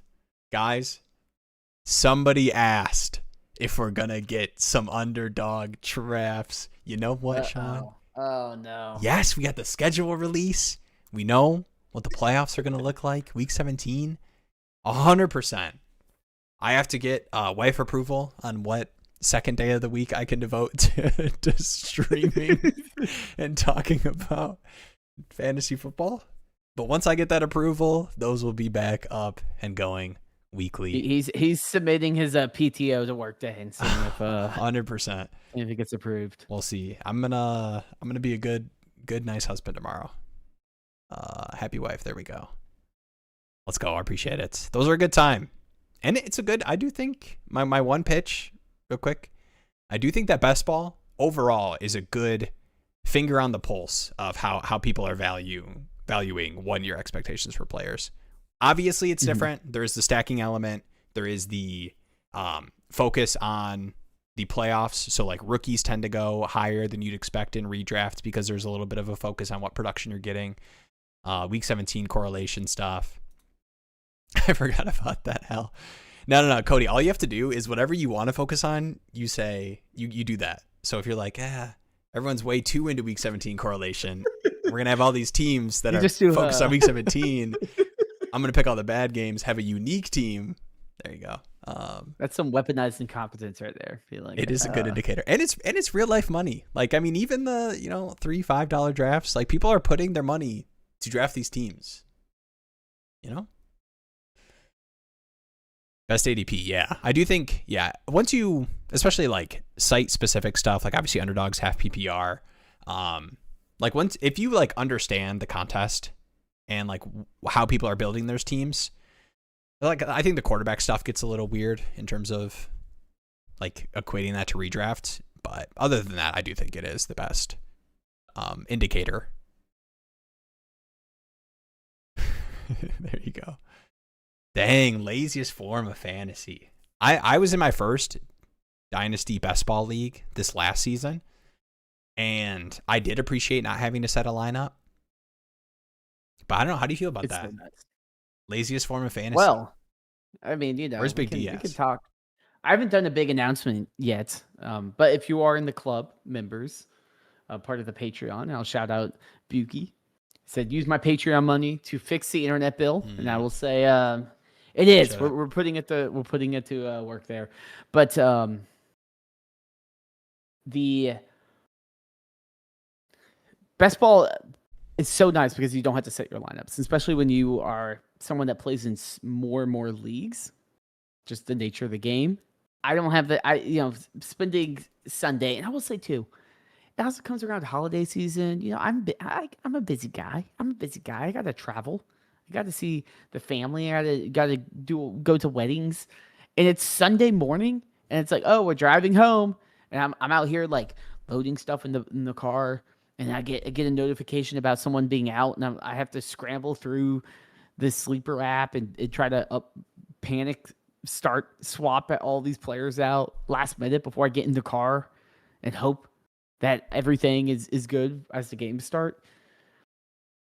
That is something I do like about best ball. That being said, if you've been dabbling on Dynasty Daddy, you may have noticed there is a new improvement to the start sit tool, as well as on the user dashboard. There is a I forgot the name. Optimize exact name. lineups. I had the hard read. Optimized lineup. I got the page pulled up right now. You do, but now you can essentially optimize and set all your lineups based off of our projections for all your leagues with one click, and it will take a couple seconds to go through, process it all. So it'll hopefully make setting those lineups a little bit easier to maintain for a lot of the people that have a ton of lineups and just don't want to have to go through the hassle of setting all those lineups. Man, these rosters are tight. We got to vote for bumping up the roster size in these daddy leagues. We got to talk to the commissioner. Who's the commissioner of those? He's doing a terrible job. Hey, don't talk about Big Diaz like that. No, shout out to Big Diaz. Big Diaz is the co-commissioner I don't deserve, but that I got for Charlie Daddy. Check in playoffs and ignore the entire season dumb. You underestimate how sick I am, because I definitely constantly keep track of my best ball teams each week, which I shouldn't do. I do think that I think everyone has a level of being invested. If they are using Dynasty Daddy, you're checking all your leagues with some regularity. Yeah, and I think it's different, like best ball versus like actual like underdog versus dynasty. Yeah, underdog versus dynasty. For sure. Underdog is like a lottery ticket. Like that's you're just like punching. You're like, oh, let me pick out my numbers and be like, let's see how it goes. Gracie K came to play. Best part of fantasy is trades. Best ball makes casuals feel relevant. So I do think you are talking about, because in dynasty, like I honestly think more trades happen. Well, I don't know. I'm trying to think. I think dynasty best ball makes more trades happen. I would say that. The one, because there's a couple changes to the whole strategy. Players getting zeros on contending rosters are now a detriment. Whereas if it's a lineup league and I have Cam Scatterboo, I'm like, okay, I'll just stick him on my IR. It's fine. But in best ball, I need that spot if I'm trying to win. And then you also have a bunch of these depth players that, like the Matt Collins and guys that you're never starting in a normal league, but do get those random spike weeks. Mm-hmm. In Dynasty, it makes those players very valuable as well, because you want to trade away the Scatterboos for the guy that might, catch 2 touchdowns and score, 25 points for some reason. Is this a Charlie Daddy question, Kyle? You have Josh Allen and yeah, I knew it. All right, let's find So if I remember correctly, when I was negotiating the Allen trades, I believe you were looking for QB and elite wide receiver, which is like totally fair to ask of Josh Allen, but really tough for me to do in best ball. Because, man, like having to move a quarterback when you want to have 3 in best ball and an elite receiver. Because I think it was like Jayden Daniels, Amon-Ra for like Josh Allen and something else. And I was like, I just kind of want to pretend that Jayden Daniels is Josh Allen in best ball. That's kind of what I do in best ball, is just pretend that players are going to be in a similar range. I feel like it's easier to round out the replacement value, because it's like you don't have to make the start-sit decision, right? Like lineup leagues have the extra conviction of, I'm going to trade for Justin Jefferson, and then I'm also going to start Justin Jefferson. Yeah. And if he's wide receiver 60 through the first 12 weeks of the year, that buries me. Whereas if he's wide receiver 60 in your dynasty league or in your best ball league, and you have, QJ, well, QJ is going to be the guy that's starting over Justin Jefferson every week, even though QJ was valued like nothing. Yeah. Would you, Cody, what would you need back? All right, this is kind of a weird one. I'm trying to help out. I'm not going to do this trade. You're like trying to be like, hey, what is the question here? 12 by 12. What's the question? No. Full PPR, 0.75, 10 in premium, 4-point passing touchdown. I think that's it for like the weird scoring stuff. What do you need back? Jayden Daniels and Amon-Ra. What do you need back on the Josh Allen side to do that in best ball?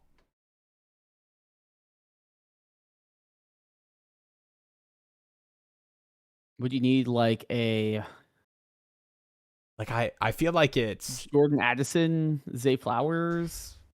Like, dude, it's tough because like to me, I would the only way I would consider that kind of move in best ball is like it's purely a like I am giving you, you're trying to get the age discount. Like you don't think your team is set up to compete, so you're trying to buy some years, and it's like I'm getting like AJ Brown back or something versus Amon-Ra or something like that.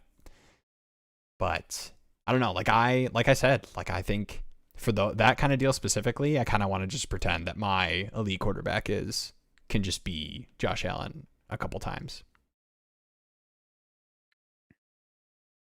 I know I'm like hyper focused on that one deal, but I know that that's what Kyle had asked about. Okay. Jayden Amon-Ra for like Allen and Buka might be a little high. Yeah, I mean, bro, give some respect to Amon-Ra, man. Even in best ball, I know wide receiver you can like replicate elite production, but dude, locking in Amon-Ra for the season. No, I mean, he ain't no Tet. He ain't no Tet. He ain't no Jalen Coker. He ain't no T-Mac. I do want to hit. I don't know if we touched on this, but Hunger Force. Yeah, I pulled it up and made it bigger, but you were doing Becca's redraft draft. Yeah. Well, I just wanted to make sure we shouted out Hunger Force. And actually, I think Hunger Force had a question too that I didn't. Yeah, it's like, with the recent Rashee Rice news, are we buying or staying away? I know we touched on it a little bit earlier in the show, but generally, how are you approaching the Rice news? Yeah, I mean, I think where he was probably right in this like Pickens Nico range for me. He definitely is at the lower end of, like, he's probably neck and neck with like Olave Lad, like I'm seeing here, or at least at the top end of the next tier of like ahead of the Bears guys. For sure ahead of this BTJ range. I know that's where we landed. Like I'd still take him ahead of Lemon, BTJ, Smith, Waddle, Higgins. But I don't think I don't know if I'm going out and buying for those prices though. But you can get some cheap. Like, let's look at some of these trades.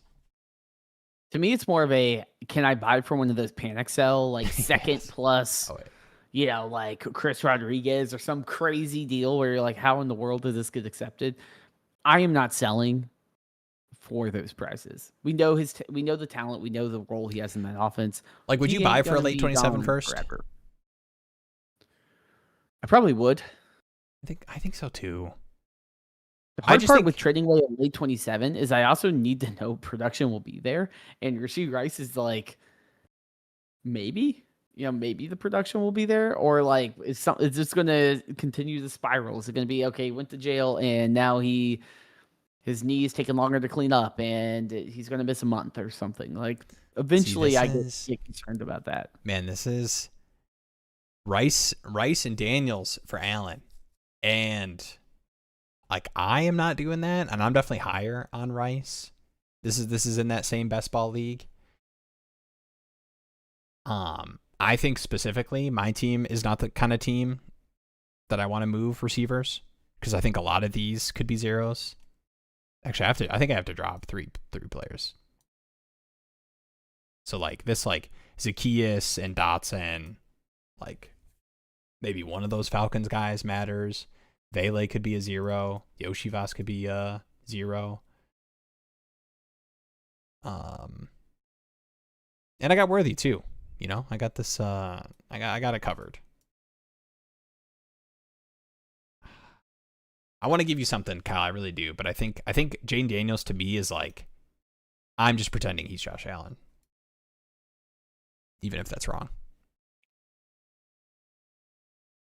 Pickens and Dak. I do think that Daniels Rice for Allen deal is an interesting one. I know Bridgeburner mentioned Pickens Dak for Allen. I don't know if I would definitely take the Allen side there, but I'm also not the biggest Pickens believer. But I do think the Jayden Rice for Allen is a deal where you would think about. I think both sides would think about. It's probably still like, I don't know. That's like you said, Jayden Daniels 2 years ago. Yeah. If it was like, or last year we were talking about him as, oh, he's locked in. Josh Allen. I took him 101 in one of our daddy leagues that we had. Yeah. Because I was just like, I want the age premium, and I do think he's Josh Allen. And, well, we saw that he was injured and all that. And that's kind of a benefit, too, of Josh Allen that we don't see. And, I mean, knock on wood. But the durability of Josh Allen being consistent, even banged up, he's still sometimes gets hurt, but he doesn't go out for a long, extended period of time. Lamar Jackson was somewhat similar, but he's starting to have some injuries pile up. But Josh Allen's ability to stay healthy and on the field is super crucial as well. All right, I am going to get these live stream asks going. I've got one ready. I'm going to get a second burner one ready. Have two, right? I think we got a couple now. I know I got Patty Mills I'm about to pull up, and then I got Buki. I would say shout-outs to the Discord. If you want to have your questions answered, and the stream isn't going live, we do have a live stream ask channel in the Discord as well. This one is actually not in the live stream ask channel, but someone asked it to me while I was dealing with the fun that is my day job. So I missed it, but I will respond afterwards, but I figured we can mention it. He said, what do y'all think about Worthy in a 27 first for Marvin Harrison Jr.? I'm giving the pick. And this is Bay Area 5'10". I'm going to be honest. I'm going Worthy in the first. I think so too. I unless I know. If it's just a random 27. Yeah. If you knew it was late, would you take the Marv side? Like if this is a contending team? Probably. I would probably say so. Okay. All right.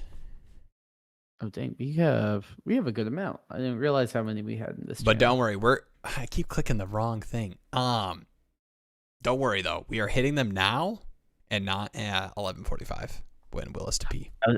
But that was rough because I was on the brink. My bladder was tapping out, and it was like, dude, the 3 hour mark. When are we doing a 24 hour? What's the sub goal for a 24 hour? I don't know. It's gotta be like 5. Does anyone even want that? I don't think people would want us to do that. I think the sub goal would be, please don't do that. Please don't. Just keep doing normal streams. That would be the sub goal to convince my wife would be like an hour limit. Like don't do a 3 hour stream and come in at midnight and wake me up. Yeah. All right. Patty Mills here. This is 14/9, full PPR, 4-point passing touchdown. Would you trade Dart and Chuba for CeeDee and the 102 here? Love having a QB3 and 14 team, but I think this would be too much value to turn away. I've sent the offer, so hoping he accepts. Wow. Accepts after we've been going back and forth. Would you do that? Dart and Chuba. It is 14 team. We've looked at this. This is honestly, like, at this point, maybe Will can put some production value into this because I feel like we've had the Patty Mills team check as a recurring segment. And it is, we've always been like, okay, this QB3 is kind of where your value is getting sucked up at. I'm doing it. My statement is going to be, it's a 14-team league. It's deep. If I can lock up like a top 5 wide receiver and get the 102, and let's be honest, I don't have any first-round picks this year. I have my pick next year. Hey. This would load my team up with youth. And I know this might be just Patty Mills trying to overcorrect for me calling them the Last Dance team, you know, after adding my new tier, the Last Dance. And I know Patty Mills doesn't like being called old, but I mean, this is a huge steal. The Chuba, it's crazy to get the got shot down. Chuba combo is that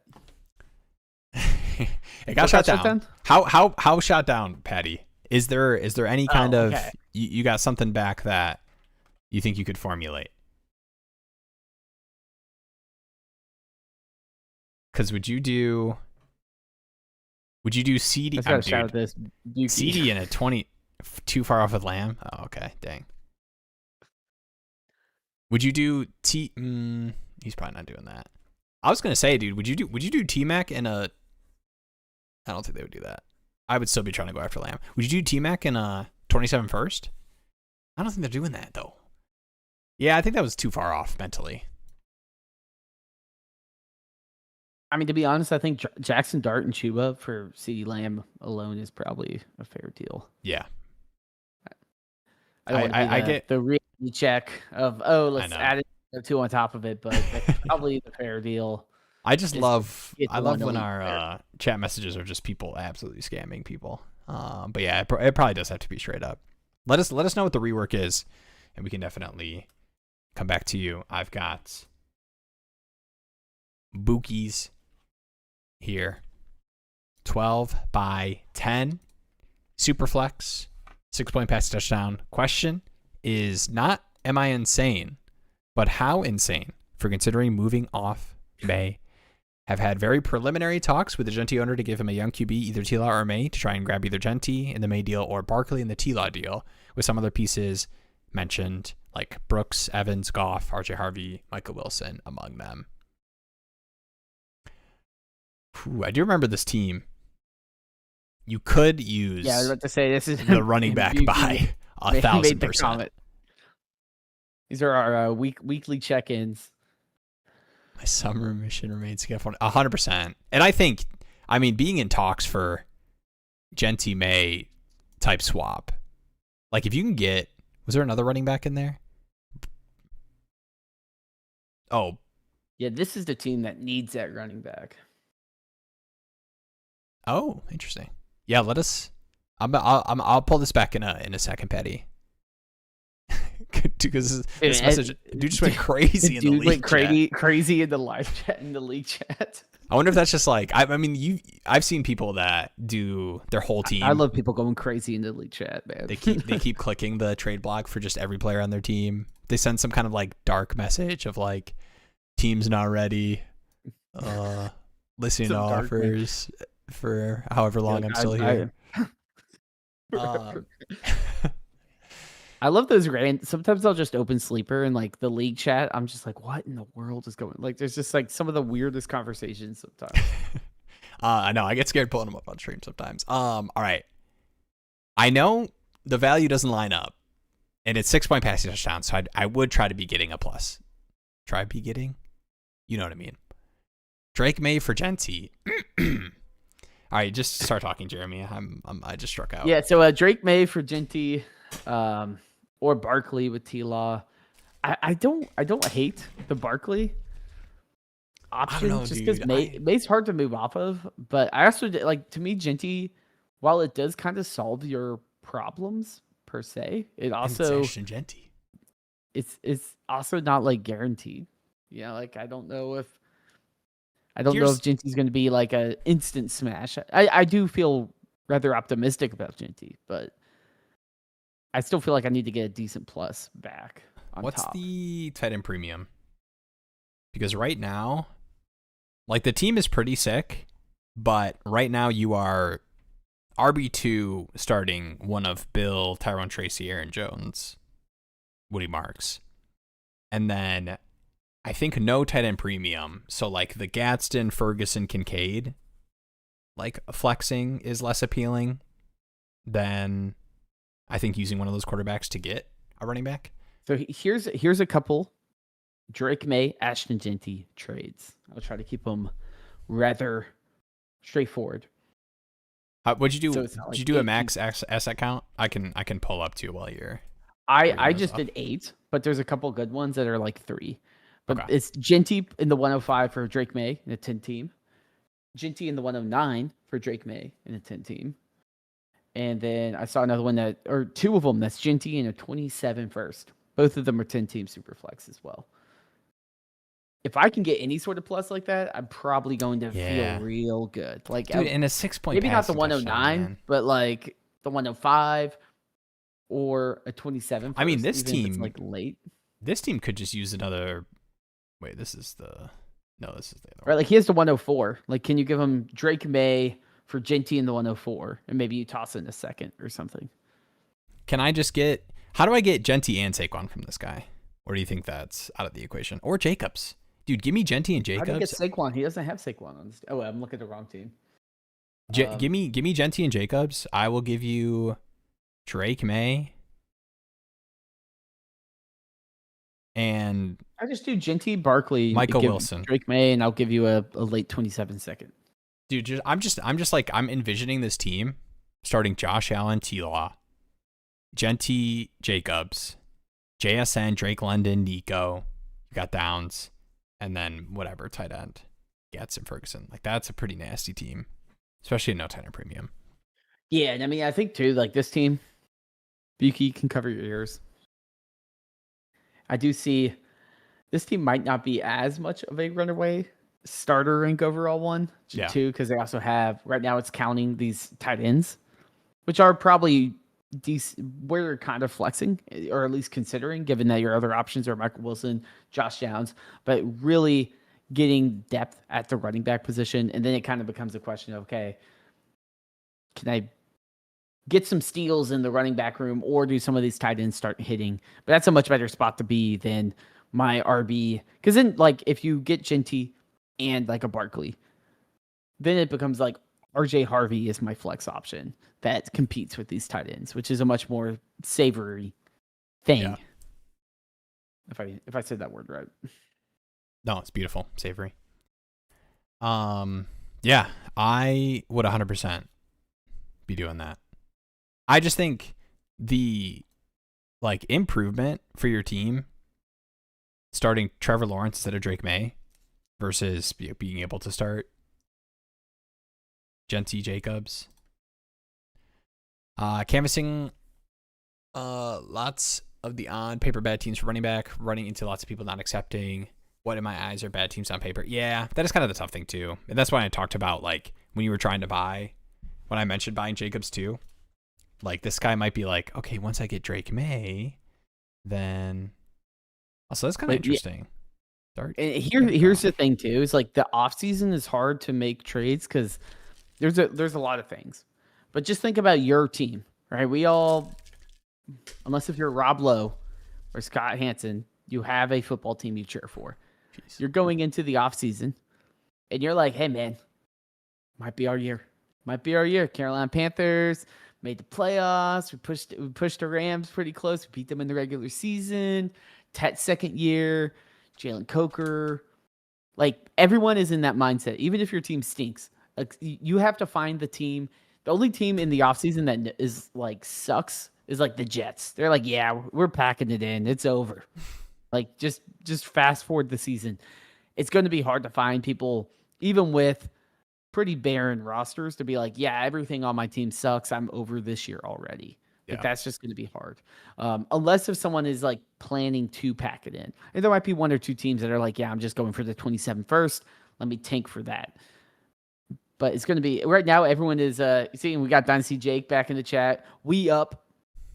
Because that's, see, I mean, I was using that as an example, but Dynasty Jake, you know, he'll die for the Panthers. And so will I. This is our year. I'll see the Lions in the conference finals, conference championship. I'm down. But yeah, right now everyone just thinks they have a decent team. They're one or two pieces away. So it might be hard for them to be like, yeah, let me sell all my contending running back. Unless if, you know, like some teams aren't, but yeah, just think it's not like week 6 when everyone's staring down the barrel of a bad season. For sure. Yeah. And I just think that this is really fun. Josh Allen, Drake May, T-Law, and you got Rodgers for, you know, for one more year. But I just think what you're giving up, holding all that value in quarterback, especially with this running back room, I would just be doing everything I can to get that. I would really, really, especially in 6-point passing touchdown, I would try to kind of level with like, all right, man, like, I don't want to be the guy that like explains through trades, but if like they're stuck on like Genty straight up for Drake May, it's like, dude, 6-point passing touchdown in a startup, like you're trading up from, you know, early mid second to the 102 right now. Like, please consider that in our negotiation.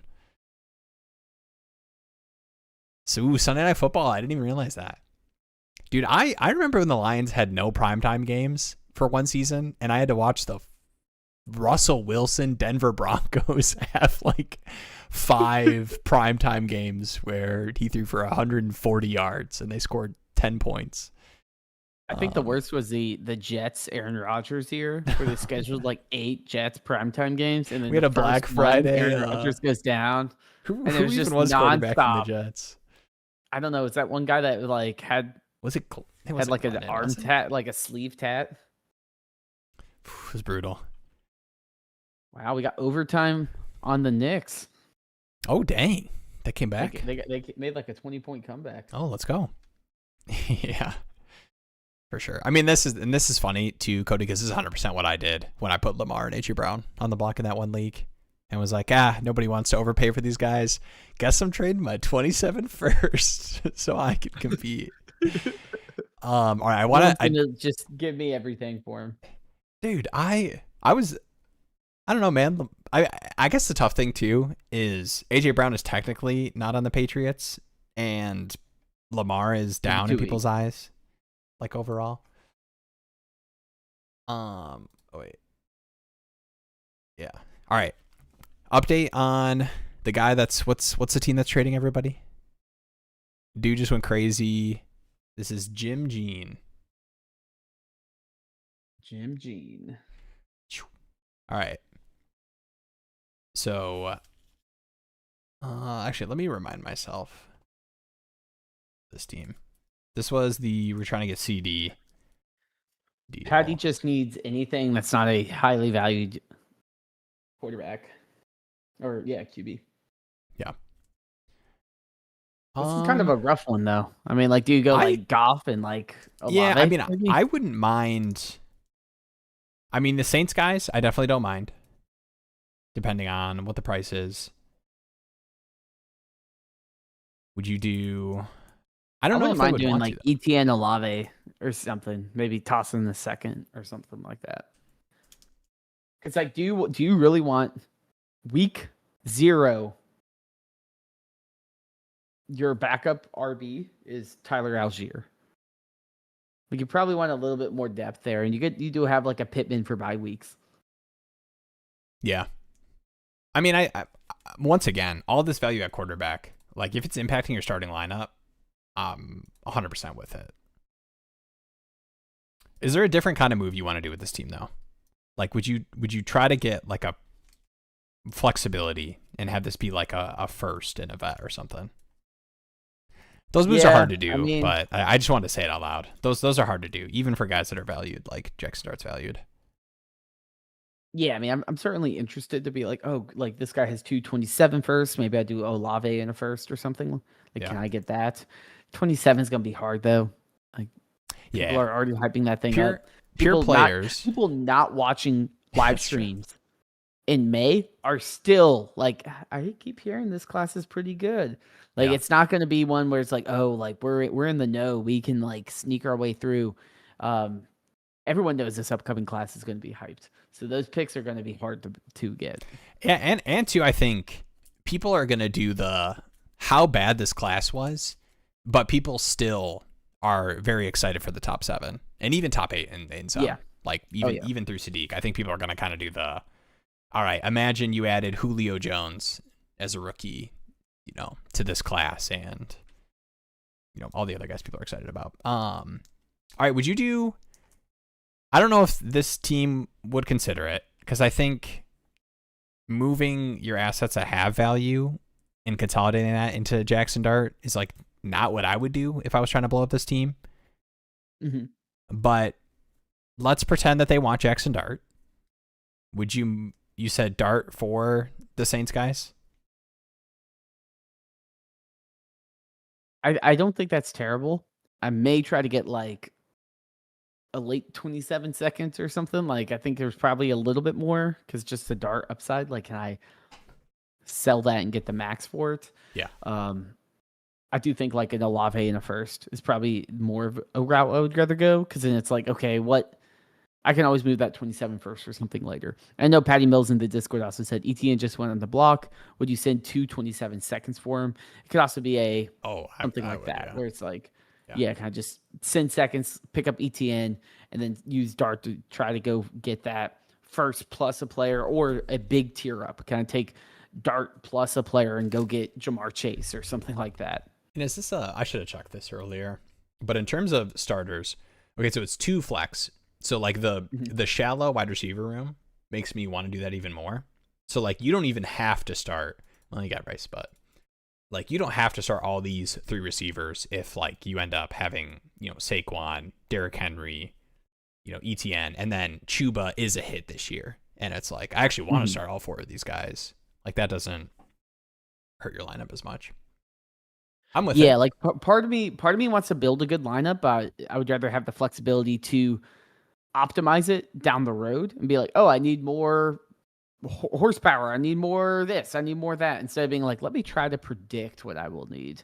Because you might just be like, build the wrong thing entirely. Yeah. And I do want to be realistic. Like whenever we're giving trade advice in these leagues, like I stop myself when I bring up things like, what I would love to do on this team is turn Dart into a vet and a first. That is like impacting my lineup. And then in the streets, in actuality, the teams that are trying to blow up their teams, they're not trying to move firsts. Like even for guys like Dart. Yeah, no, the teams that are blowing it up are not trying to move it first, especially their own. All right, do we have any other questions in the chat? I'm gonna get some of the other. I don't. I haven't seen. We do have the Dynasty Jake trying to bring together the first IRL stream potentially the Sunday Night Football, which I believe is in Charlotte. I recall. I don't know all the schedules yet. Oh, okay. But I'll look that up real quick. I am excited. I'm excited for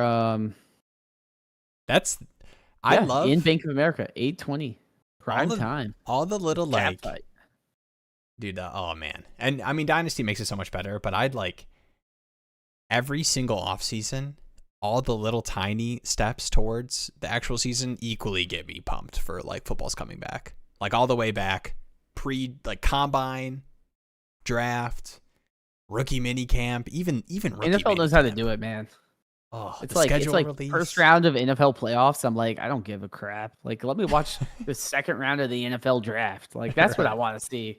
Yeah. People, like I always hear people be like, "Oh, I don't get like why you would want to go to the NFL draft in person." I'm like, I do. Like, stand around in a crowd of like 100,000 people in the random city and just like hear half the names that get called, and other half you're like, I've never heard of this player before.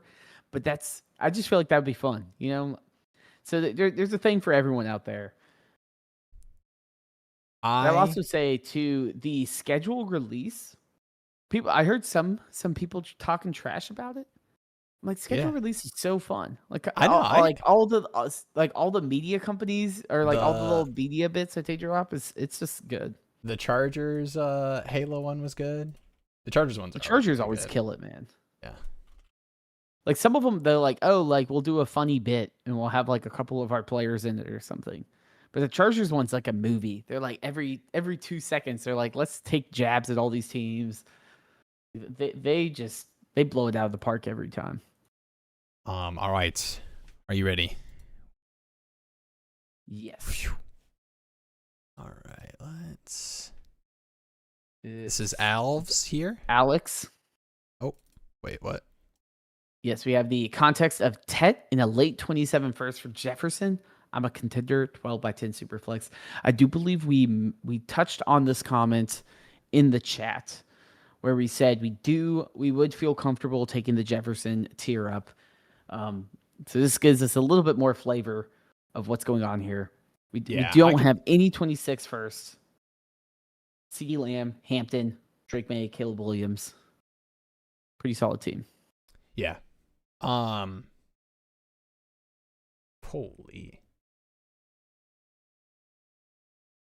Buka Olave Waddle. The gears are turning.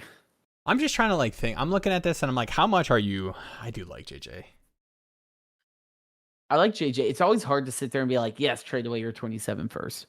But I do think, honestly, the receiver room is pretty sick. Like you're benching Mike Evans, Okay, so I love to do a cool trade up and get a flashy player.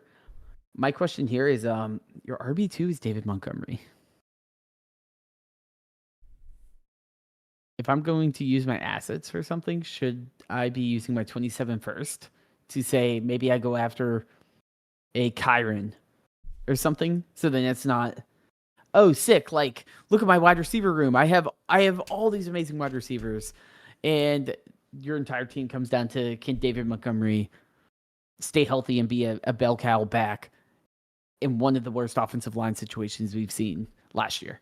I know Gadsden kind of had like a little value hit or at least for perception wise, but I mean, Kyle Pitts behind Loveland, I feel like there's a couple ways for you to improve this team outside of moving your first, or a different way using the first, like Kyle Pitts, using him to get a running back. I know you just talked about 27 first tacked onto something to get a running back. I wouldn't mind doing that. Is there any part of you that looks at this team and wants to hold, like, and just kind of keep your first in your pocket? Because it's a pretty good starting lineup. May, Caleb, Hampton, Monty. Yeah, I think the lame answer is I probably would just hold, because right now, I could start David Montgomery week 1 and feel all right. Yeah. But like week 6 comes around, I might need to make more of a move, and there might be more teams saying, "Okay, I'm out. This year is not going my way. Oh, a 27 first? That is perfect. I will give you XYZ." Like, I think that 27 first, week 6, week 7, when teams are thinking, okay, do I try to go all in? Do I try to go all out? Kind of like with what you did with Lamar Jackson on the trade block, where you're like, will someone overpay? Will someone just be like, here's your entire future for Lamar Jackson? No one did that, and you're like, okay, I'm going to use my 27 first to sell and try to double down. But more people are going to do that and have to make those decisions week 6, week 7, when everything, when you're like, wait a minute, I'm 2-5.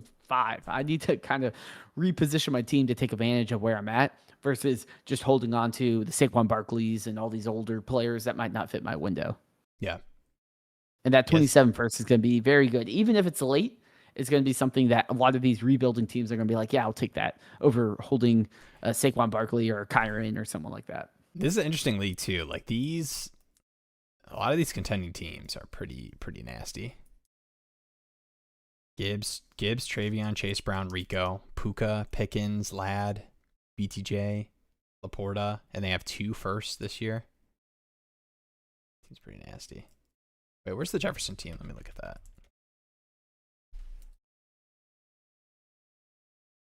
JSN. You do have a trust to process too, which this is kind of interesting. I wonder if they have Breece Hall.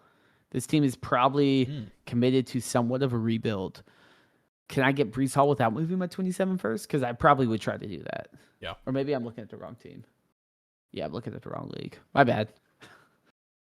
But there's a lot of rebuilding. No. This trust the process. Oh, wait. Am I looking at the wrong league? I was looking at the wrong league. No. You might be. I'm not. No, you're right. Okay, never mind. I've been good myself. All right, Breece Hall. Yeah, I don't mind going after Breece. I want to do a quick tight end check. I wonder if there was.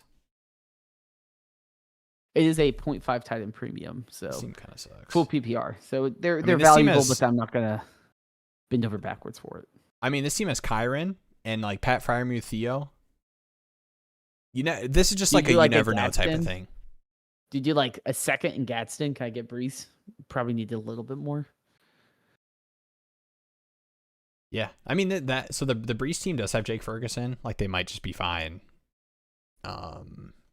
Not care as much about the tight end bat versus I was looking at this Pat Freiermuth. Be like, hey, the Gadsden Herbert stack.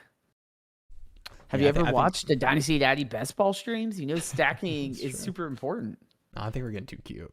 All right, I'm transitioning to Alv here. Would you trade a late 27 first for Jadarian Price? You guys have suggested holding Pat, but someone in my league is tanking and selling off all assets. Thanks, guys. P.S. I enjoy trading, so always looking for opportunities. Love that. And love this team. Drake May, Jordan Love, Bijan, CMC, Montgomery, JSN, Puka, Amon-Ra, Nico, Olave. Yeah, I kind of see why we were fine holding Pat. I mean, realistically, what is Jadarian Price doing for this team? even in the nuts price outcomes, other than the fact that my 27 first is going to be late. If you want to do this, the only reason I think you would want to do this now is if you want to get that green super team label on Dynasty Daddy and try to just stack the box. But yeah, I mean, I would stand pat because the most valuable thing for you is not going to be what you can do now. It's going to be what you can do in 5 months, 6 months, when you're like, oh crap, Gadsden and Ferguson suck, and I need flexibility to go out and buy a replacement.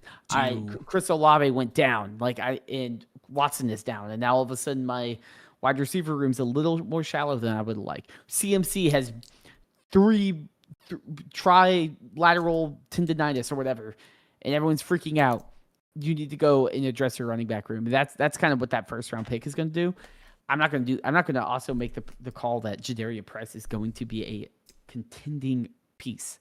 What if he comes in and is like 7 to 8 points a game, and Charbonnet comes back and they just are like, 8 to 10 points a game. I mean, kind of like Kenneth Walker, Charbonnet were to begin with. You're not feeling great about that. I think your point even stands too if you push Price to even 14 points per game. Are you starting Price over Olave or Nico? You're not starting him over CMC or Bijan.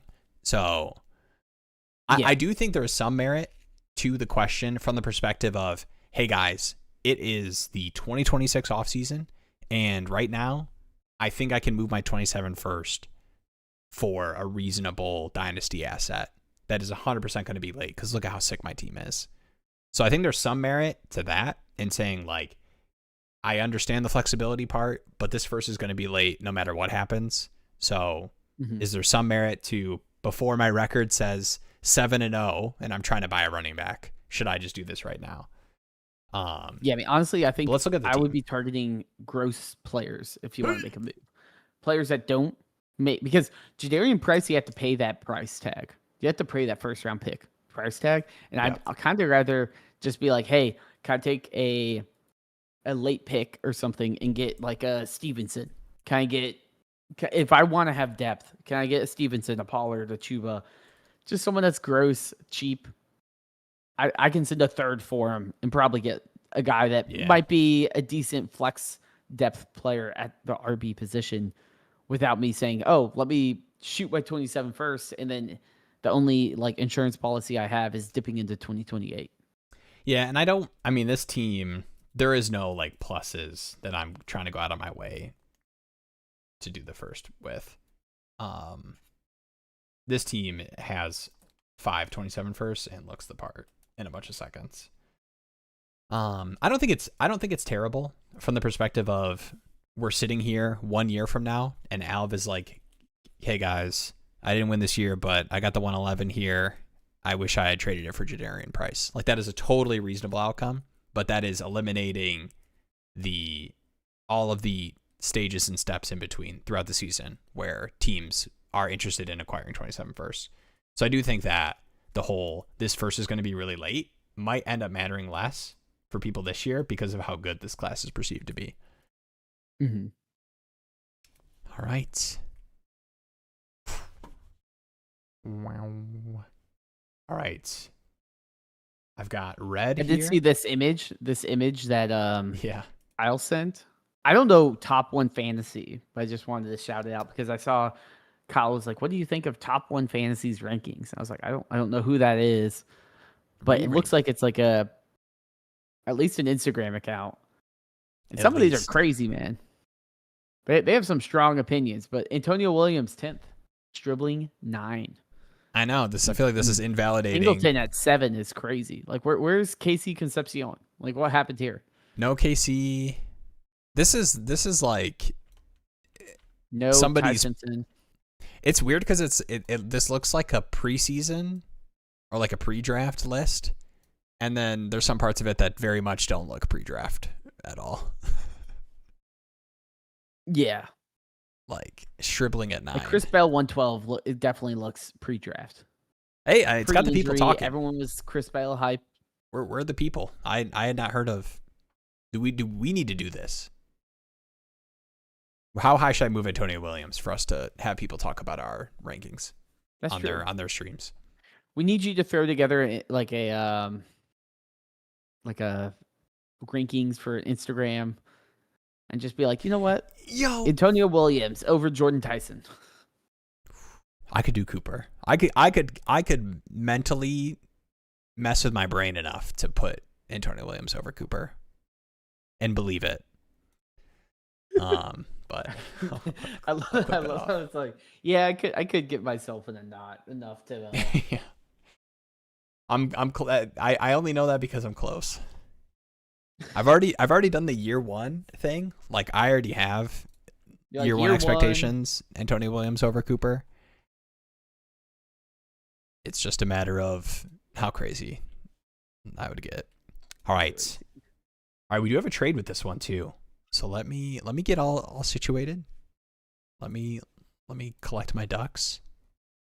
Place them in a row. All right, who you got? Spurs, OKC. Well, I'm getting these ducks in a row. I'm thinking Spurs and 6. Spurs and 6. Okay. All right. What about Knicks? Spurs are what? 5-1. Knicks 5-1 this year. Yeah, that's true. I think so. And Wemby's just such a matchup nightmare for him because like they can't play Harkenstein at all, and then Chet just disappears. I know Detroit. Like I know we're a physical team, but like, dude, the way Duran played and what Jared Allen and Mobley were just doing. I mean, a lot of it was a lot of Harden and Donovan Mitchell, but I am happy that I do not have to watch Wemby do Wemby things to my Detroit Pistons. Although it would have been in the finals. So, okay. It's okay. I told myself I wouldn't cry about the Pistons on stream. All right. I've got... So you've made it 2 hours in. I did, yeah. Shout out to Nick Take Jake. I think he we do have a Greasy K. I don't know if this is a part of the live stream ask. But we got an inbox trade. Bijan and Adams, I assume Devontae, for Amon-Ra, Wilson. Is that Garrett Wilson? And Monty. Is this too much for Bijan? 12-team start or Superflex start 10?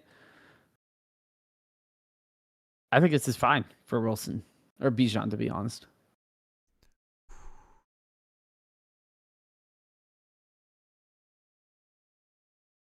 Oh man! All right, you got the Lions Lions fan. What's the price for Bijan? You got the Lions. I know fan you got the Lions fan. To me, it's 100%. Like I think Amon-Ra is in that range of like Bijan tier downs that are reasonable and that I would consider.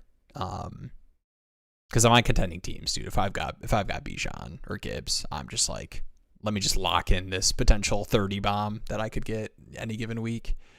But Amon-Ra, Wilson, and Monty, you know what? It's probably fine. I think Bijan is like Bijan, Gibbs, and Josh Allen. To me, it's like you just got to if you're going to trade for him, you just got to know it's going to be uncomfortable. Yeah, like you're not going to deal where you're like, oh that's yeah, odd. That's a pretty good package on the other side. If that's Garrett Wilson, Amon-Ra, you even get the Monty, you get like the running back bet for season or two.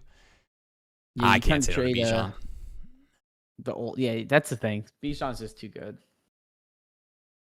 And he's young. Like I don't think that deal happens in every league though. I think the elite wide receiver person is trying to nickel and dime, and it's like, come on, dude. Like, look at the startup ADP. Amon-Ra goes at the end of the first. Bijan's at the beginning. It's like, yeah, dude, but Bijan. Well, yeah, it's like look at KeepTradeCut. Look at the it's like, oh, it's like, yeah, but like when you're coming down and you have to actually start a player, are you going to be like, oh, the Bijan 100-catch season with 1,000-something rushing yards, or Amon-Ra? Which, no offense, I love Amon-Ra. Yeah, Amon-Ra's been my guy for a long time, but doesn't sound like elite running back production, like Jahmyr Gibbs. I have to play into the Lions to get you on my side, but all right, yes, the Gibbs to Bijan, a guy like that is worth way more than even elite wide receiver. You have to be like Jamar Chase prime, Antonio Brown prime numbers to really push that. It's different with Amon-Ra for sure. When I made that Neighbors, if we find a way to talk about my Neighbors Bijan trade, shout out to Tricky Trev. It's in California right now, actually. And I'm going to see Tricky Trev for Memorial Day weekend. Shout out to me Ooh. and Tricky Trev. Shouts to you and Tricky Trev. When I made that trade, somebody said, hey, like obviously Bijan's a smash, but in Dynasty, it's still the running back versus the wide receiver. And in longevity, like, is that, I know like Bijan's going to smash for as long as Bijan's Bijan, but like, is there any merit to the like young Dynasty wide receiver versus the young Dynasty running back in terms of overall shelf life? And I don't even want this to be a question, because I think at the end of the day, it's like, dude, Bijan for the next 4 or 5 seasons. If you get those Bijan years, you can have whatever you want off my team. That's not Josh Allen. Yeah, I mean, like, I think if you think about Christian McCaffrey, if you think about Derrick Henry, you think about, and like Derrick Henry's a great example. They've been worth what they're worth, you know. But like, I think the idea that running backs don't hold their dynasty value as well is just kind of like the Todd Gurley. Like sometimes they will fall off, but that also happens with wide receivers. We see elite wide receivers fall off way quicker than we think they would. I mean, Neighbors is literally coming off a major injury in that deal. Brian Thomas Jr. Person asked about. Yeah, I mean that's. I just think the elite production of a running back outside of like prime Antonio Brown or something is worth it. I mean, this would have to be Jamar Chase. Are you taking Bijan over Chase in a startup? Yeah, for sure. Okay. All right. Heard it here first. All right. Shout out to Red. Thank you for waiting while we talked about how awesome Bijan is for a couple minutes. Curious what you guys think of the trade I made today to pivot into contending mode. I have been doing some pivots into contending modes. Also sending away my 27 first. So let's take a look at this one. The second round pick I got back is probably going to be the 201. Moved me from starter rank 8 up to 3. So this was trading away Bryce Young, Golden, 27 first and a third for Sutton, Javonte, Shuck, and the 2. I mean, if that is really the 201, I like this deal. Yeah, I mean, I think you get good value for Bryce Young, and this might be a little bit of like, hey, this team is valuing your 27 first as a middle of the pack first, and it's kind of a bet between you and him of like, okay, yeah, is this a 106 I gave up, or is it a 109? The one that tough might be thing, doing some of the heavy lifting here. The one tough thing looking at this team, I know starter rank 3. Doesn't this just look like the all disappointing? Okay, I don't want to say all disappointing. Oh boy, but man. just Come on, you have to hit him with the okay. all disappointment roster. No, I'm trying to think of like the guys that thumbnail. let you Okay, down. ready? The Dynasty Daddy live trade show thumbnail. Week 4 of the regular season. I have a Dynasty asset that's valued high, and in front of them is a red arrow pointing down. Tedero McMillan, wide receiver for the No, don't say that. for the Panthers. Dynasty Jake, cover your Garrett Wilson, wide receiver for the Jets. Jordan Tyson, the oft injured wide receiver, rookie for the Saints. Rice, who just had the probation breaking. Let's call it the all upside roster. I love that. And I'm not even trying to be like, I like this team. I am not like, okay, here's what I'll say. T-Mac is going to get his in terms of target share for sure. Garrett Wilson also in terms of target share is going to get his. And I have some hope for the Jets offense, specifically with Geno cannot possibly be worse than what they've had. I do like Tyson, and I like the Saints, and I like the Shuck buy too from the Saints perspective versus, I mean, think about what's the Bryce Young stuff right now that he's not like obviously didn't. Well, like contract wise, like what do you think is the most likely Bryce outcome that they negotiate like better than the Daniel Jones contract? Like it's like 3 years, but it's like a good deal for the Panthers type of thing. You think that's like the most likely best case scenario for Bryce? Yeah, for me, yes, that's best case scenarios. Like, let's not give him too much. I think realistically, he'll like. I don't think he's getting the Tua contract. He'll get like a Jordan Love contract, and then we'll and I think that might be reliant on the Panthers having another good, like, borderline playoff season. Like, if the Panthers go to the playoffs, if that's a 5 or 6 win team, you think Bryce is gone? or at least one of those will be the Lions on Sunday night. Okay. True. But do you like this deal? I more so just I'm just looking at it from the perspective, like, purely looking at the trade. I do like it. And then I'm looking at the roster, and I think you do, especially with these 27 firsts, I think you do kind of want to do the due diligence of, like, is this a team that should be trading away their 27 first? Well, I think that's how I got the deal done. I think that 27 first was a lot of the heavy lifting. Because Bryce Young, Golden, a third, that's not going to get me Tyler Shuck, who looked really good towards the end of the year, was a top 10 quarterback in fantasy football. Javonte Williams, who through the first 10 weeks was certainly like a top 5 running back. And Sutton, who's like a decent depth player, and the 201. But that 27 first is kind of the big thing. If the guy he traded with probably looked at his roster and was like, okay, well, like, Ted's really flashy, has a big number next to his name on Dynasty Daddy. Is he going to have a big number next to his name in Sleeper? I don't know. I don't know if he's going to put a number up every single week that you can count on. And that's what kind of a lot of these players are. But the benefit is you do have the 201. You have your second as well. You have some flexibility, not to send now, but to send week 6, week 7, when you have to patch these holes and keep this thing going. But yeah, I mean, I feel pretty decent about this. And I think the other benefit here, too, is you can take a Jordan Tyson and go buy a win now player. You can go take got a couple of those players and do that. Yeah, you have a couple of those guys that people would be interested in. I mean, even T-Mac. Garrett Wilson. Yeah, Harold Fannin. It's a not signed premium. Even Judd. I think Judkins is one of those guys too, where, like, I think he's shown enough where he carries, like, the dynasty value in the streets. If you want to do some kind of production, hell, Tyler Shuck.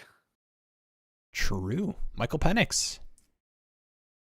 Hey, number 1 most rostered quarterback, baby. Oh, dude, I made guys. Can I confess a bad trade I made? I am getting okay. If they sat through 2 hours and 12 minutes, I think they deserve a bad trade. And it's actually funny. So this team feels very similar to the team I pulled up at the beginning of the stream. That is, I traded my 27 first, and this is a pretty like shallow feeling all in roster. Like, you can see I'm starter rank 5. This is a team that got to starter rank 5 after trading away the 27 first. Okay.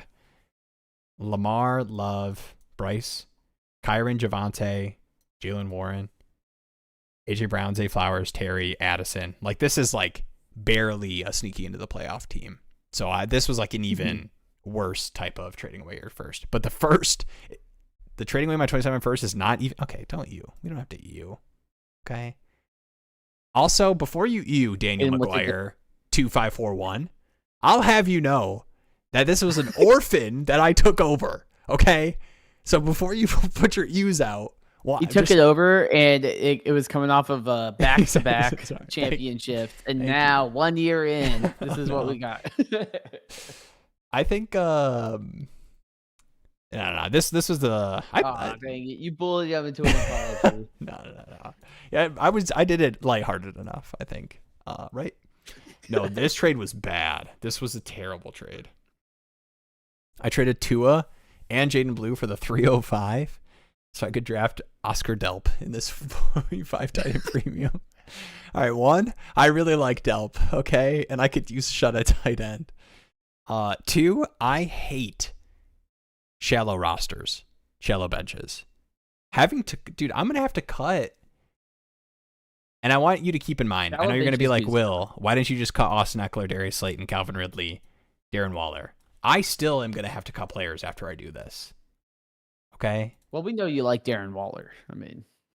And it's like, dude, I got like Justin Fields. Like, I can't cut Justin Fields. Right? I probably should cut Tyrod Taylor. I mean, probably Hunter, right? Yeah. Hunter. It'll probably be Hunter, Eckler, Darius Slayton. But, dude, even Calvin Ridley, man. Should I just like? Oh, Kyle Williams. You could just nuke that. I like Kyle Williams. I've been a bucket of Josh Down believers. I have too many late picks. Is really the problem. I mean, I probably should just cut like Evan Ingram, to be honest. All right. Sorry, Yeah, I, I just mean, had tight to end is confess. format. I felt like that It was a trade good existing in the confession. universe. I needed to like speak my piece that I also think it's a bad trade. If you ever see that, We have all made bad trades. that one was yesterday. That wasn't even like That is one you made and instantly regretted. No, what happened? The true story is I was locked into trading up from like the fifth. No, I don't even remember. I don't even think we have fifths in that league. I was like trying to find a way to use Tua, get Tua off my roster to the Penix guy, and yeah, I don't want to talk about it anymore. Well, we can talk about something else like Judkins or Tootin plus a late 27 first in second round. Wait a minute.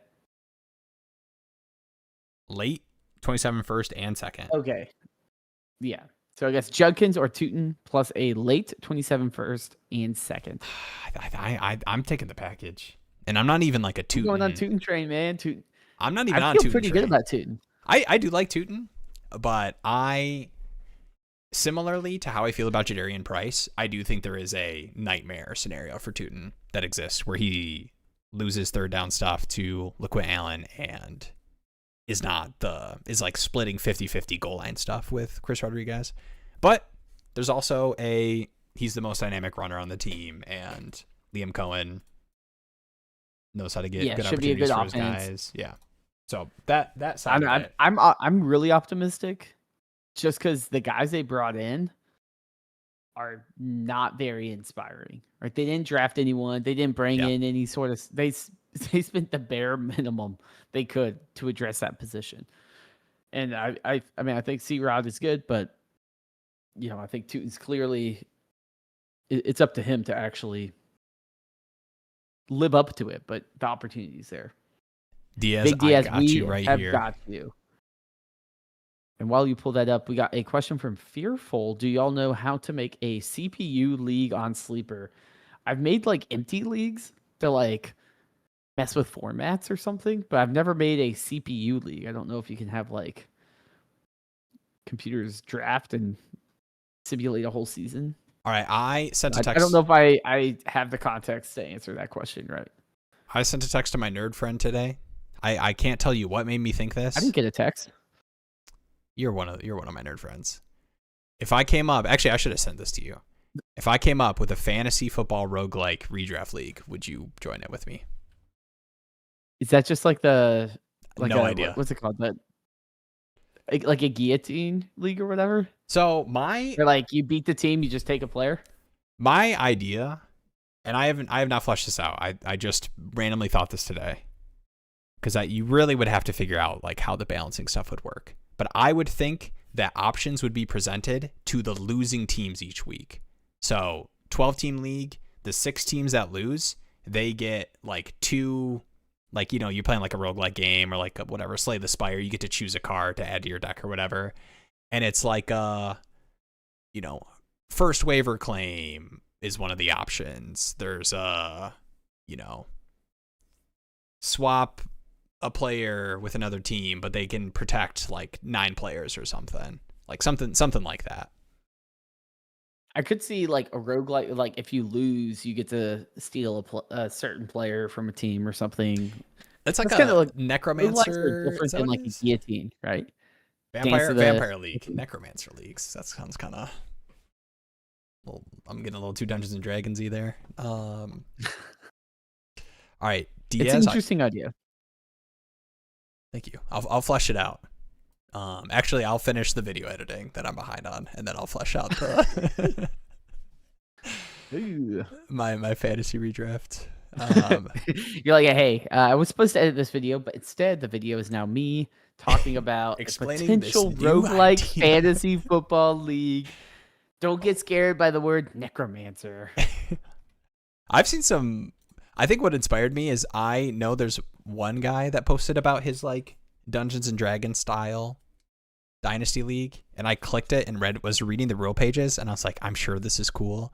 I cannot wrap my mind around this right now. There was like you got like gold pieces for victories. I was like, oh, this is probably cool. I just can't mentally grasp it. Yeah. Right. I feel like we play in too many leagues where it's like if you had one league that was like all these interesting rules and settings, when I'm like trying to set lineups, I'd be like, oh, I forgot about my you're on the toilet gold nuggets that I need to swap in for hey, anybody looking running back juice points or whatever. Anybody need golden nuggets? Looking for some running back production. And, like sitting on the toilet selecting your power up for the week. I have tried those, like there's like you can do like power ups on certain, like there's different like apps and stuff, but I was just like, this is too much for me to keep up with. Like I already have like 10 leagues I probably am neglecting. I need to do that instead of being like, what the hell is a 3-time point per carry boost inside the red zone? I'm like, what does that mean? Yeah, the boosts, I definitely would have to balance making it not annoying. That would be like a very important aspect of setting that up. All right, Alex Vinegar is asking about Fannin. So let's put in perspective here. This is 12 by 10. This does have IDP, 0.5 PPR, 0.5 tight end premium, 6-point passing touchdown. And it looks like there's some first down bonuses as well for each position. Okay. Asking about Fannin. Yeah, big DS always got to take a minute to get familiar with the format. I sent him Walker and his 27 first for Fannin and Sampson. RB's ruled the war. He said replace Sampson with Henry or Harvey. I feel like I should just walk away. What do you think? It's heavy IDP. I just traded away Hunter for the 111 and then traded the 111 for Derrick Henry, which honestly, I mean, I'm not going to pretend to understand how the IDP looks like in the rookie draft for this format, but if running backs truly dominate the war, King Henry, 111. That feels like a good. I think the hard part too with the Fannin bit is like if you trade away Fannin, then you also now have a need. Yeah, I mean, these running backs, this is like the quarterback line basically. With like obviously the CMC Bijan season smashing. That's got to be a lot of the first down, especially half PPR too. Yeah. Okay, so the current structure of the deal would be Walker and his 27 first for Fannin and Harvey or Fannin and Henry. Man, if running backs are dominating the war. 0.5 tight end premium, but it is 0.5 PPR. So it does feel. Do you do Harvey and just say like, I'm trying to win? Give me Kenneth Walker, an extra first round pick. Get his first, like. So what does the team look like? It's going to be a late first. I mean, this team is rank 1. You're just kind of taking the AJ Barner, Hunter Henry, piss at tight end. I guess my question is like, how easy is it for you to go out and get a tight end to replace Fannin? It doesn't need to be a dynasty, shiny, valuable, but like, can you get like a Dalton Schultz for cheap? I mean, even just starting AJ Barner too. I don't know, man. If running backs truly dominate, like Jawan Johnson, running backs truly dominate the war. I kind of want to look back at what tight end looks like. I mean, especially in IDP, like a 27 first in an IDP league. I don't know. Am I too low on like my Fannin perception in this kind of league? I kind of think you take it, maybe. I mean, look at these tight ends versus the wide receivers.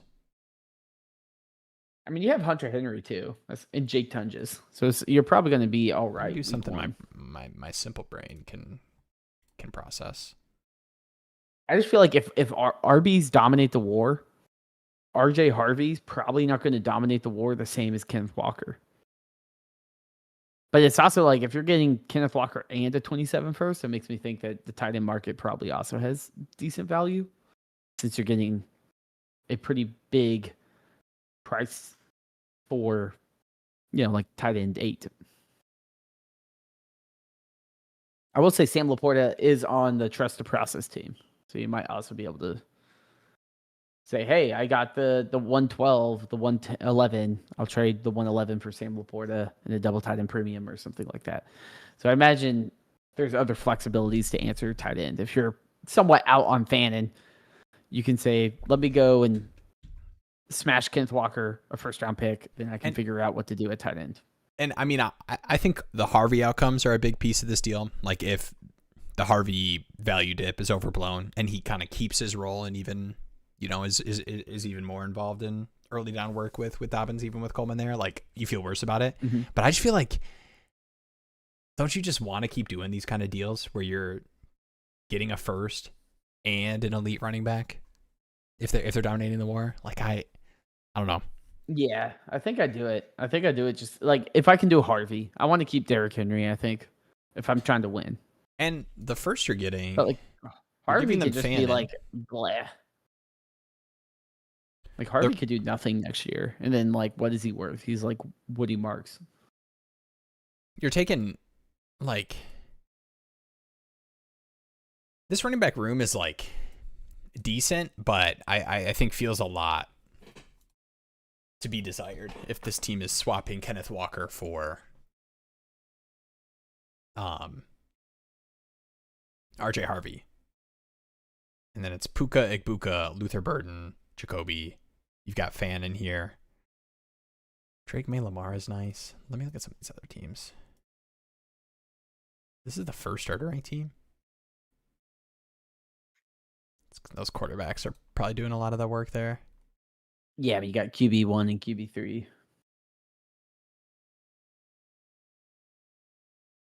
I also got Puka. Yeah, I just feel like it's pretty... I am not as scared about Fannin in terms of...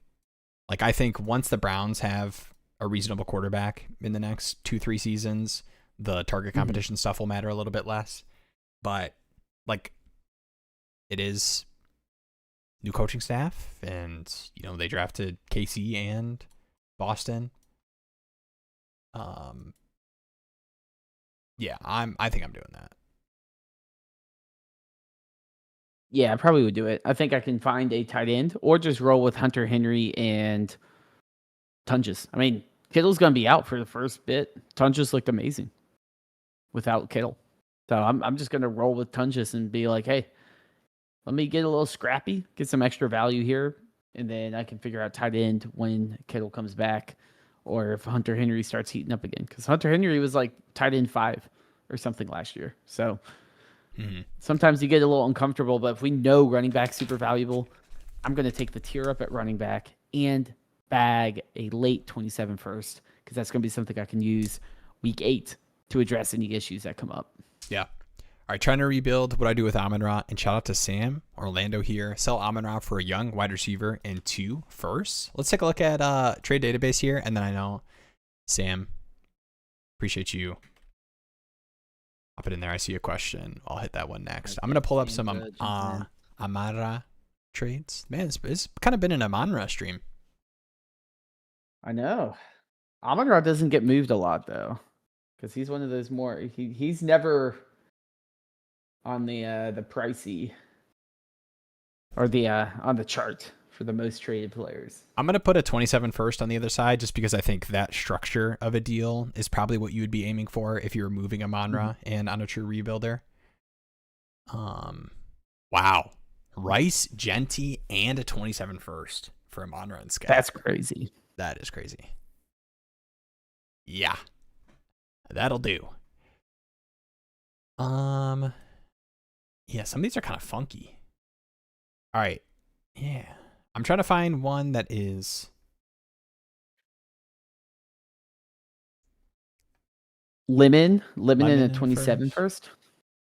Would you need more? Do you need a second? I think Could you do that for a second?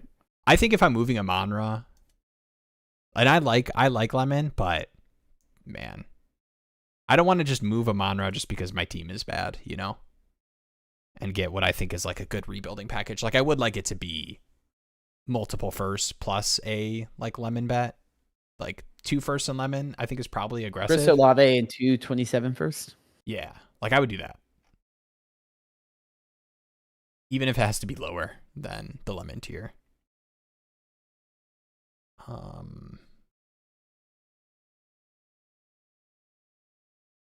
Yeah, I don't know if I'm doing. Amon-Ra is hard to tier. Oh, this is interesting. Lemon. I see a lot of lemon in 27 first for Amon-Ra, but here's one: lemon, 27 first. Breece Hall for Amon-Ra. It is rebuilding, but yeah, I kind of like that. I think getting 3 assets that carry weight in trades as a rebuilder is nice. Jackson Dart, Tet, and Cam Scatterbo. Yeah.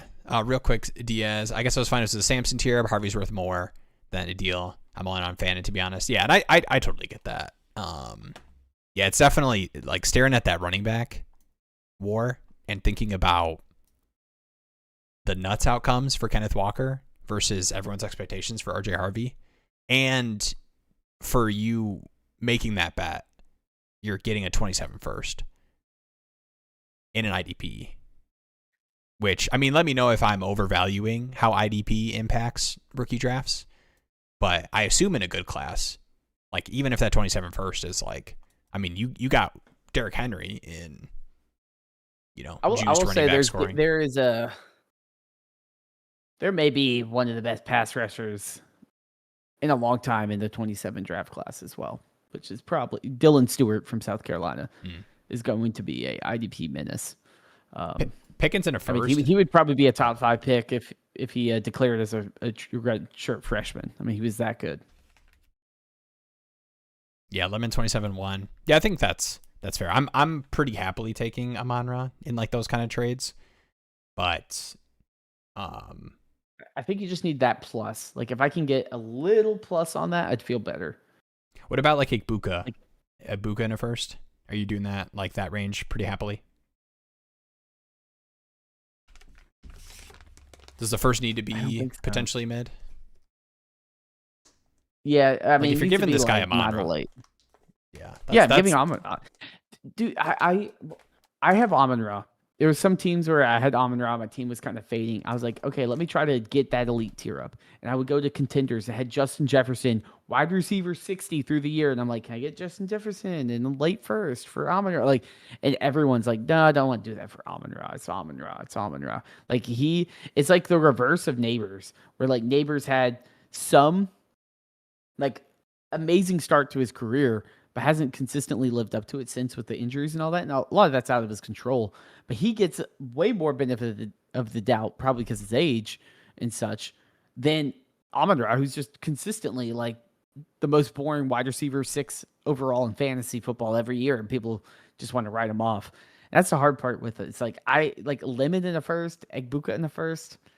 Like, I need that first to be, like, potentially early, and then I'd be like, sure, I'll do it for 1 first. Otherwise, I'm going to need, like, if it's a mid, probably late first, I'm gonna need 2 other pieces on top of that for me to really value that. And that might just be, hey, you're 28 first, or, something else. But I just need something else where I'm like, okay, cool. Like, I split this guy for 3 meaningful pieces. Not like, oh, here's a third. Yeah. Yeah, and shout out to William Grove here. I got Lemon in my rookie draft. I'm contender. Should I use him in 27 first to tier up at wide receiver? I do like doing this kind of deal, especially when like you get Lemon at the 105, and to me, like 105 in a first for like CeeDee, Amon-Ra tier of wide receivers, I am doing all day, every day on contending teams. I like Lemon a lot, and I do think 2-3 years from now, you could look back at that trade and say like, oh, dang, that was actually ended up being a pretty good deal for that guy.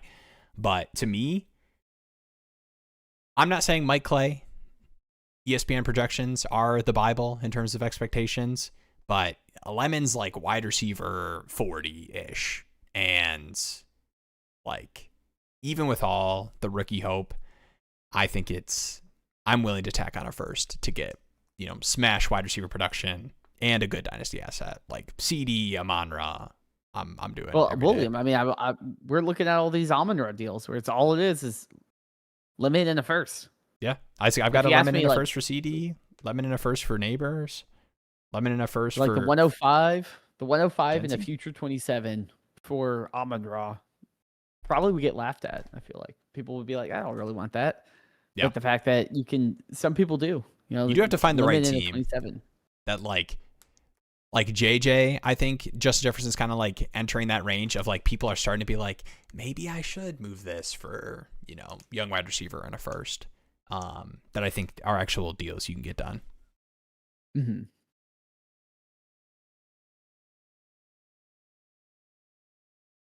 All right, Do we hit the Sammy?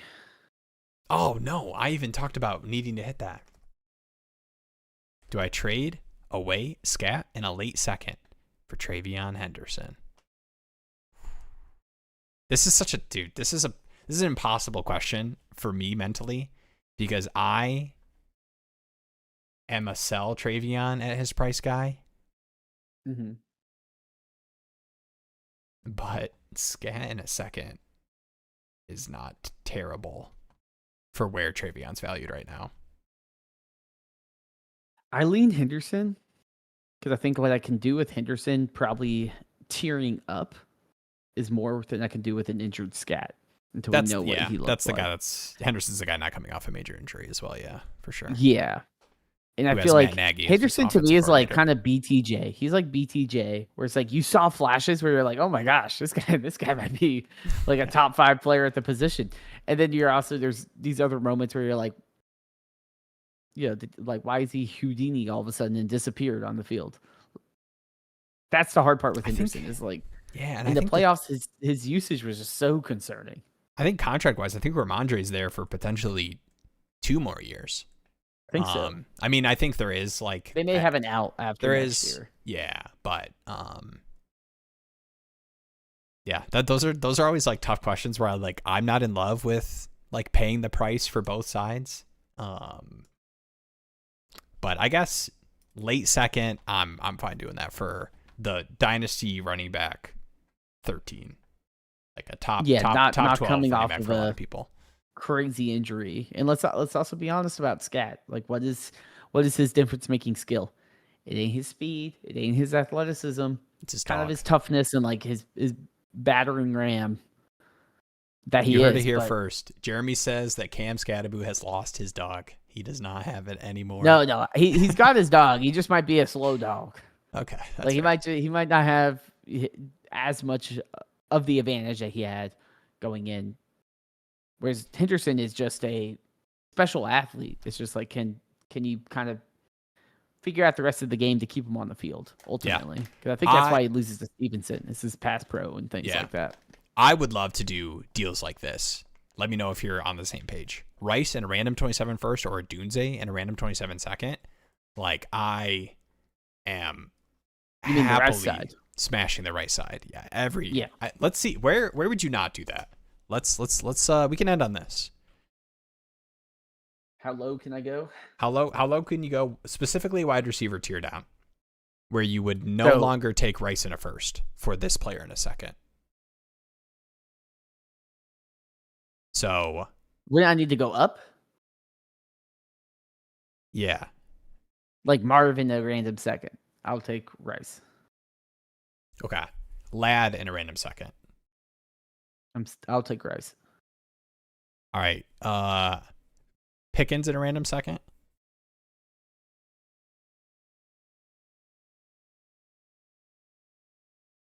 It's close. That's close. I I'd probably still Pickens, lean Rice. Dude. I know. I love Pickens. I'm probably taking Rice. It's just like, dude, like a first round pick being the like discrepancy of the bet, and I think Rice could be all the receivers we're talking about per game next year. All right, Tate. Drake London? I'd probably take London. T-Mac would be I hard think for me. That's where my line is. T-Mac would be hard for me just because mentally it's so hard for me to like pay the price for a receiver I don't think is gonna like smash, like give me difference making production. Watch it. Watch it. I like T-Mac. I don't know, man. Like I look at like the games that London, CeeDee, Amon-Ra. Gives me like Garrett Wilson vibes. Yeah. Where I'm like, he should be so much better, but like, is the volume ever going to be there to sustain? Yeah. What he needs. Addison or Dubs in the 207. I think I'm taking Addison. I'd probably take Addison. If it was a 27-second, I'd probably take Dubs. Yeah, I could see that. If that 207 could be Antonio Williams. It's Ted Hurst. Awesome. Like, I don't want to be like, crap, I have to take that pick. Yeah. I'd be curious to know the format because I do think that you could talk me into how different is Addison and Dubs going to be production-wise. And then I get another bet at receiver if it's like a deep enough league, but I'm probably sticking Addison. I do like Addison a lot.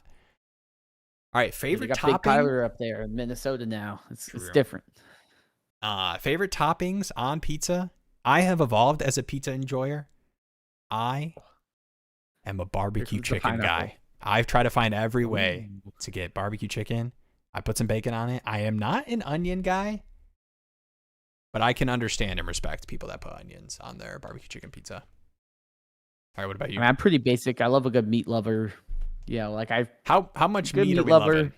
Are we doing the sausage? You're doing pepperoni, sausage, bacon, sausage, pepperoni.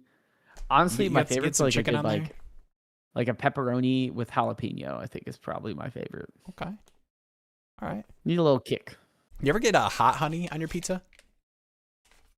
I haven't, but I bet it'd be good. Well, I will say this is since we're 2+ hours in, I can say it because if you're here, kind of don't like buffalo, like buffalo chicken, buffalo.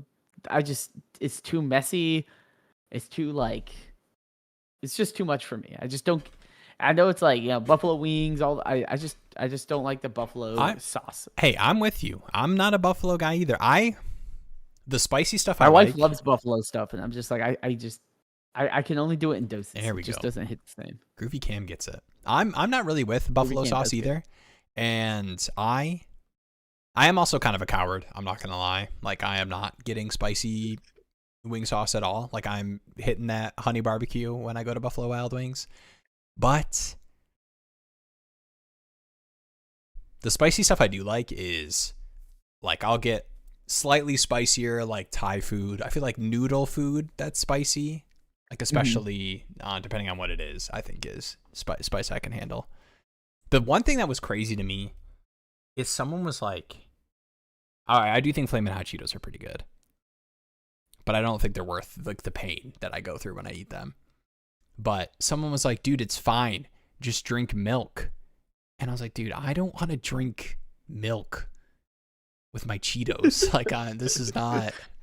What are we doing here? Yeah, that's something where it's like you catch that one glimpse as like your screen goes black, and you see yourself on the couch with a glass of milk and flaming hot Cheetos, and you're like, okay, I need to go outside. I need to do something. Yeah.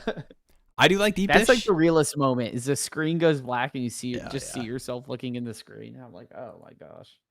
I do like deep dish. I am like, I can't do it. It's. I like soup. I like pan pizza. You ever get pan pizza? Like versus just like specifically from like Domino's or whatever, like these like chain pizza places that are around. I think the pan is usually pretty good. That's a pro tip for you guys. Pepperoni cups. Cody, that sounds amazing. Yeah, the oregano, crushed red pepper. Yeah, I do love the red peppers on it as well. Are you dipping your pizza in anything? Are you are you a ranch guy? Or? Oh no. Okay.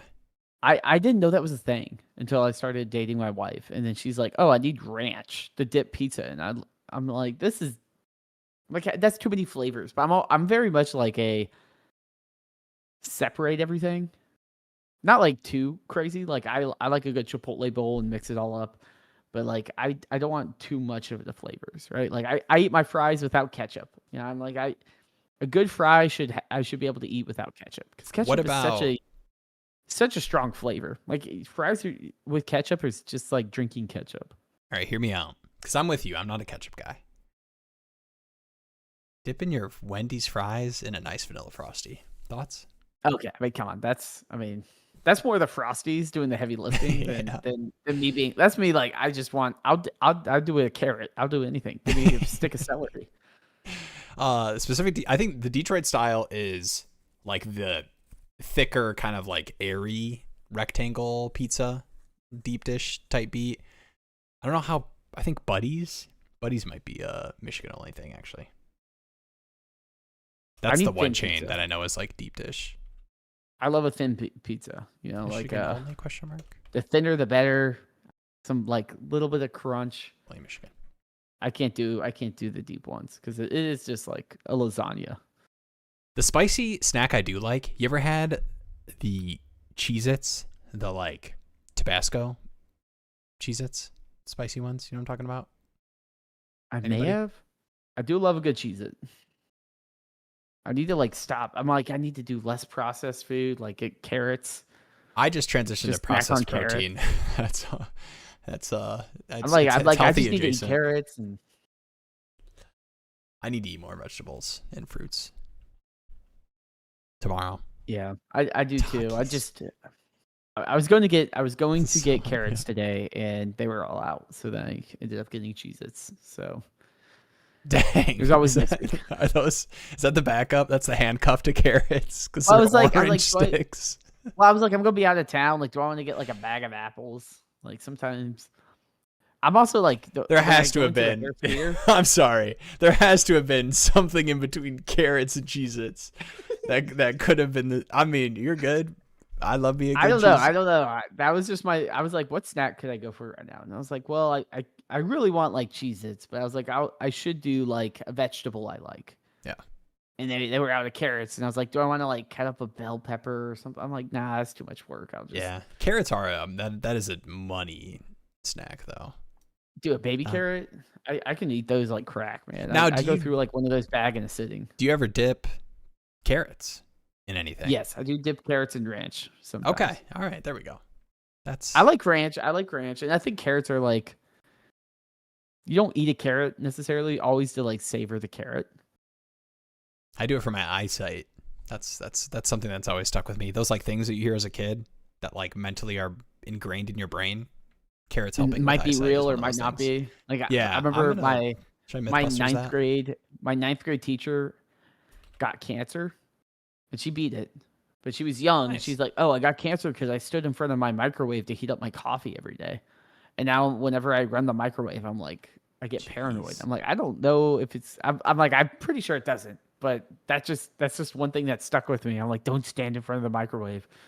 It's just an irrational fear of mine. Dang. I definitely am a microwave stander. I'll have to adjust that. Shout out to your teacher. Well, I have no idea. I don't think it's actually true.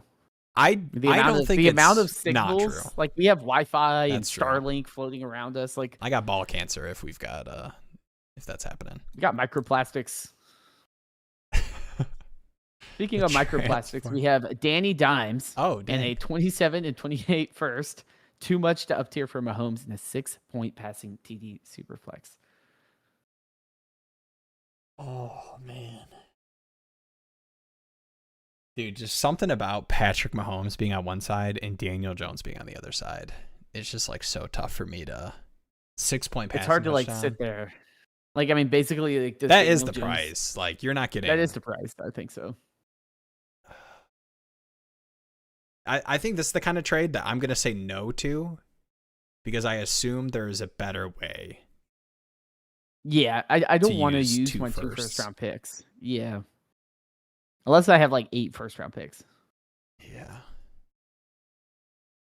Man, it feels wrong. It feels wrong. Especially getting the 6-point context. Yeah. But I think it has to be right.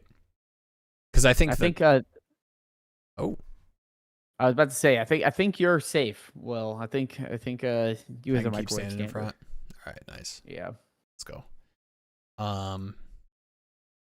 Baja Blast. I kind of eliminated Pop, but Zero Sugar Baja Blast. Whenever I feel nasty enough to do a little T-Bell trip, is definitely still in the rotation. Interesting. If you're a rebuilder, are you down tiering to Jones? Like off of Mahomes, like on the other side in that trade? Yeah. I don't know if I'd like specifically be targeting Jones, just because I think he is the kind of quarterback that like this 2-year contract might be the last meaningful Daniel Jones contract we get. But yeah, we haven't seen him coming back from this injury too, which I mean, he looks pretty good. I don't know if Daniel Jones is a quarterback I would target. Like, would you rather just get like 3 firsts for Mahomes if you're truly a rebuilder and just kind of figure out QB when you're ready to figure out QB? yeah, I mean, I think quarterbacks, especially right now in fantasy, is one of the easier positions to kind of just piece together. Outside of getting that true elite Lamar, Josh Allen player, Yeah, a lot of them you can always get a Goff, you can always get a Kirk Cousins, you can always find some sort of production somewhere, and that's something you can slowly build up. I don't feel like the guys I would try to target or would be like Joe Burrow when he gets hurt week 8. That would be my rebuilding target. yeah, Of like, okay, you need this player to score points and he's not because he's hurt. That is when I go out and get him. Right now, it's like, no, Daniel Jones doesn't have the value upside that makes like if he comes back and is good, okay, cool. He's worth like a early second at best. Yeah. And there's some merit too. Like I'm very much like when I'm tanking, if I can reasonably like the kind of moves where you are like not taking on Daniel Jones type assets and having them have credit in the deal, and you're actually just getting picks straight up, or like you talked about, you're getting like a injured Joe Burrow or something. Like that is how you secure the 101 next year. Like that is your QB room is like absolute nobody starting and a bunch of QB2s, and you're getting 0 points at QB every week. Like that's how you get the 101 when you're truly a rebuilder. And then you can use those picks, plus the 101 to like totally rebuild your team versus, hey, cool, I got Daniel Jones. That's going to be my QB of the future. Mm-hmm. All right, let's end on this because I got to pee, even though I assume it's going to take us longer than 5 minutes. The real answer, the correct answer, Super Smash Bros. Melee for the Nintendo GameCube. I want to give an alternate answer. I feel like that's like doesn't count. That's like right. It is. It's like asking like a basketball player, like what's your favorite game to play, and be like, well, yeah, it's basketball because it's like, well, true. I guess sure. Like you do that for full time. That's like Melee. I don't even think of it as like a video game. It's just like that's just like a thing. I think in the same vein that I was like super into Melee and still am really into Melee, I see similarly is Rocket League. Like I think Rocket League is very much in the vein of like every game is so different because of like what you can do, and like the skill ceiling of like the tech skill as you improve like feels very Melee like. That's the one I probably played more recently. I used to be a story gamer guy. I used to be like big into the BioShock games, and I haven't as much recently. Like I didn't play Expedition 33. I heard that was really good, and I do like those kind of games. You should play that. That one is really good. I played it like a month or so ago. What's your if you weren't allowed to say Melee, how would you answer that question? The hard parts, I have so much like nostalgia blinders. Like I love like Paper Mario Thousand Year Door. Twilight Princess that game has is my nostalgia blinder game, which I still think is a banger. I have a million. I mean, like I'm like, oh, like Ocarina of Time. Like that one just hits me like I'll hear like one of those songs and it's just like, it's a Ratatouille bit. I will shout out, I think Outer Wilds, which is a game on Steam, but it's on other platforms as well. I will say if you are interested in that game, do not look up anything about it and just buy it and just play it. And don't look up anything. Because like it's like Space Indiana Jones. So like the skill is knowledge that you learn about the world. So once you learn these things, it's like that's the journey, is learning these things. But that was one of the like there's a lot of platformers. Like I played the new Donkey Kong Bonanza. I really enjoyed that one. But there's a lot of platformers I like, but that was like one of the games where I played and it was just like a different experience than I've ever really experienced in a game. So that's one that will always stick with me. Oh wait, actually didn't mean to click this one, but it's actually a dynasty trade, so I should have clicked this one. Large trade ask. Stroud, Tyson, Antonio Williams, Hendo, Kittle. Take the Antonio Williams side. I think I am. Willis, Burden, Aaron Jones, Sadiq, QJ. This is a weird one. It is. I mean, it kind of comes down to like how much do you put into Burden and Sadiq and maybe QJ, or versus Tyson and Hendo. But I kind of lean the Tyson Hendo side because I think so too. I think you have two solid bets. Realistically, I think Henderson is a bet at a position that probably matters more in your league than Sadiq. And I like QJ a lot going into this year. I think he's a good value, but I'd rather just take the other bet of Antonio Williams, Tyson. Antonio Williams, week 2 has one good game, and I guarantee you there's going to be a will in your league that's like, screw it, I'll send you my late 27 first. Like, let's just ride it out. The one thing for me too is like impacting your lineup. If you cancel out Stroud and Willis, like impacting your lineup this year, looking at like Henderson Kittle versus Burden QJ or Burden Aaron Jones. And then in terms of like rookies that I think can impact your lineup, like Jordan Tyson, Antonio Williams versus Sadiq. Without knowing like any tight end premium, I think I'm taking that Stroud, Tyson, Hendo, Kittle side. I think there's more outs for that side to win. No, I agree. What I've sunk the most time into, Rocket League. Oh, RPG games. Skyrim. I played a little bit of Skyrim. You know what I didn't play? I didn't play the Elden Ring, but I played all the Dark. I played all the Dark Souls games before that. I don't know. That's crazy. My wife. I played Dark Souls 1. I didn't beat it, and then I was like, well, this is. I don't know. Melee spoiled me, man. Because everyone's like, oh, the movement, and I'm like, this is like laggy rolls and stuff. I'm like, if this is like supposed to be a gamer's game, like give me some melee movement, like give me some like filthy movement against these bosses instead of like, oh, I need to roll. I'm gonna be stuck in hit stun for a long time. For sure. Like I need to give it another shot, but I'm going to give Elden Ring a shot. What are your two? Melee is 100% one of mine. I'm going to do 3 because Rocket League is up there because I checked it the other day and felt ashamed. But most time I've spent playing video games, it's probably Melee, Rocket League, and then it's going to be fading away just because I'm not playing it right now. But Halo 3, when I was in high school and at a middle school, was like foundational for me as a human being. Mine's definitely Melee, and then it's probably like maybe like PUBG. Okay. And Fortnite in some mix. Yeah. Because I had a battle royale phase for like 5 years. And those are like, I mean, you can play PUBG or Fortnite for 3 hours. Forever. No. PUBG in its prime was good. And then I switched to Fortnite. And then honestly, I switched to Warzone. I don't think I put as much into Warzone. Because I in college, it'd just be like, oh, like, let's just play Fortnite all day. All right, we are labeling this question from King Sports Card the piss question.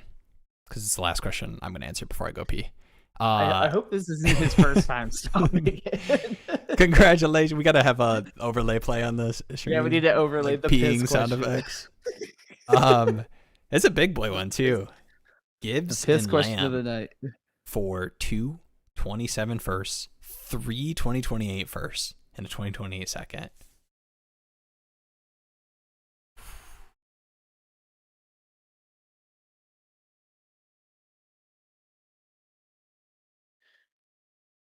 I guess my question would be like, okay, how early, like, are all of these, I guess 28s are kind of random. If you're assuming, I would assume that one of those firsts is from this team. probably late. I'm probably taking the. And I mean, I assume that this is the kind of trade where it's like, dude, I need to rebuild. The only players that mean anything on my team are Gibbs and Lamb. And like down tiering doesn't make sense. I just need to like pivot to tank a year. This is such a crazy trade though. Like how many contending ish teams are like, oh yeah, I have Gibbs and Lamb, or like I have 5 first-round picks to go up for Gibbs and Lamb. I think I'm taking the Gibbs and Lamb side.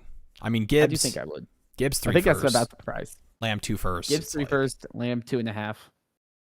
Yeah, and yeah, I don't know if I want to like coin this or anything, but like, dude, this question. My side of the trade is scoring points and absolutely smashing scoring points, and isn't like an old dynasty asset. That is, you get a little bump on my side. All right, great P question. That was a big one. That was a big P Speaking question. of big ones, I'm just kidding. I don't have I did not set up the. I don't know if I should do this right now. We're going to get the Google Forms set up to sign up for the community leagues. Link to join the Discord in the description. If you're not in there already, that's where we'll have those set up. And we'll figure out what we want to do. You know, we'll probably do. We can keep. What I'll probably do. Oh, thanks for the sub. Wonder if that was the piss question. Let me know.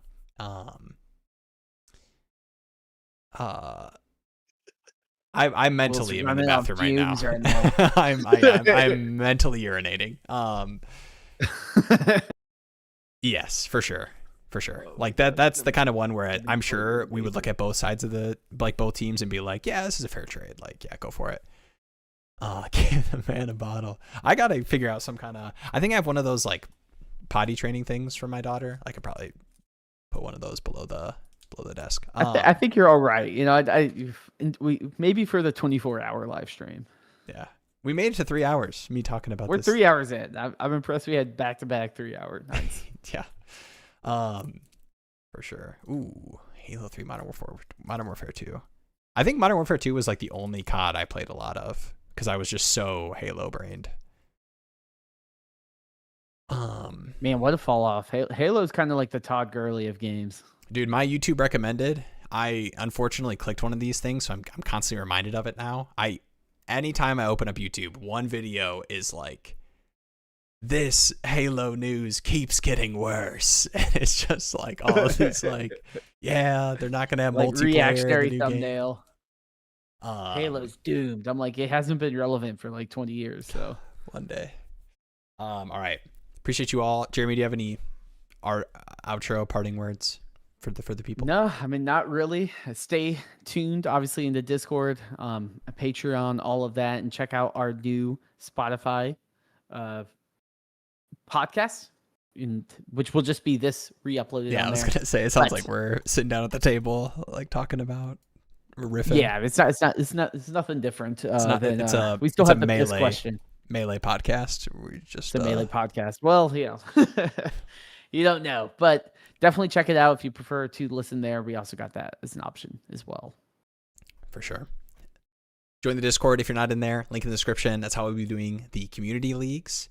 And you can ask questions, like I'm sure you saw on the stream earlier. We were pulling up teams through that. Appreciate you all. Have a great night. See you earlier the next Tuesday because you'll be in the Discord, but see you next Tuesday.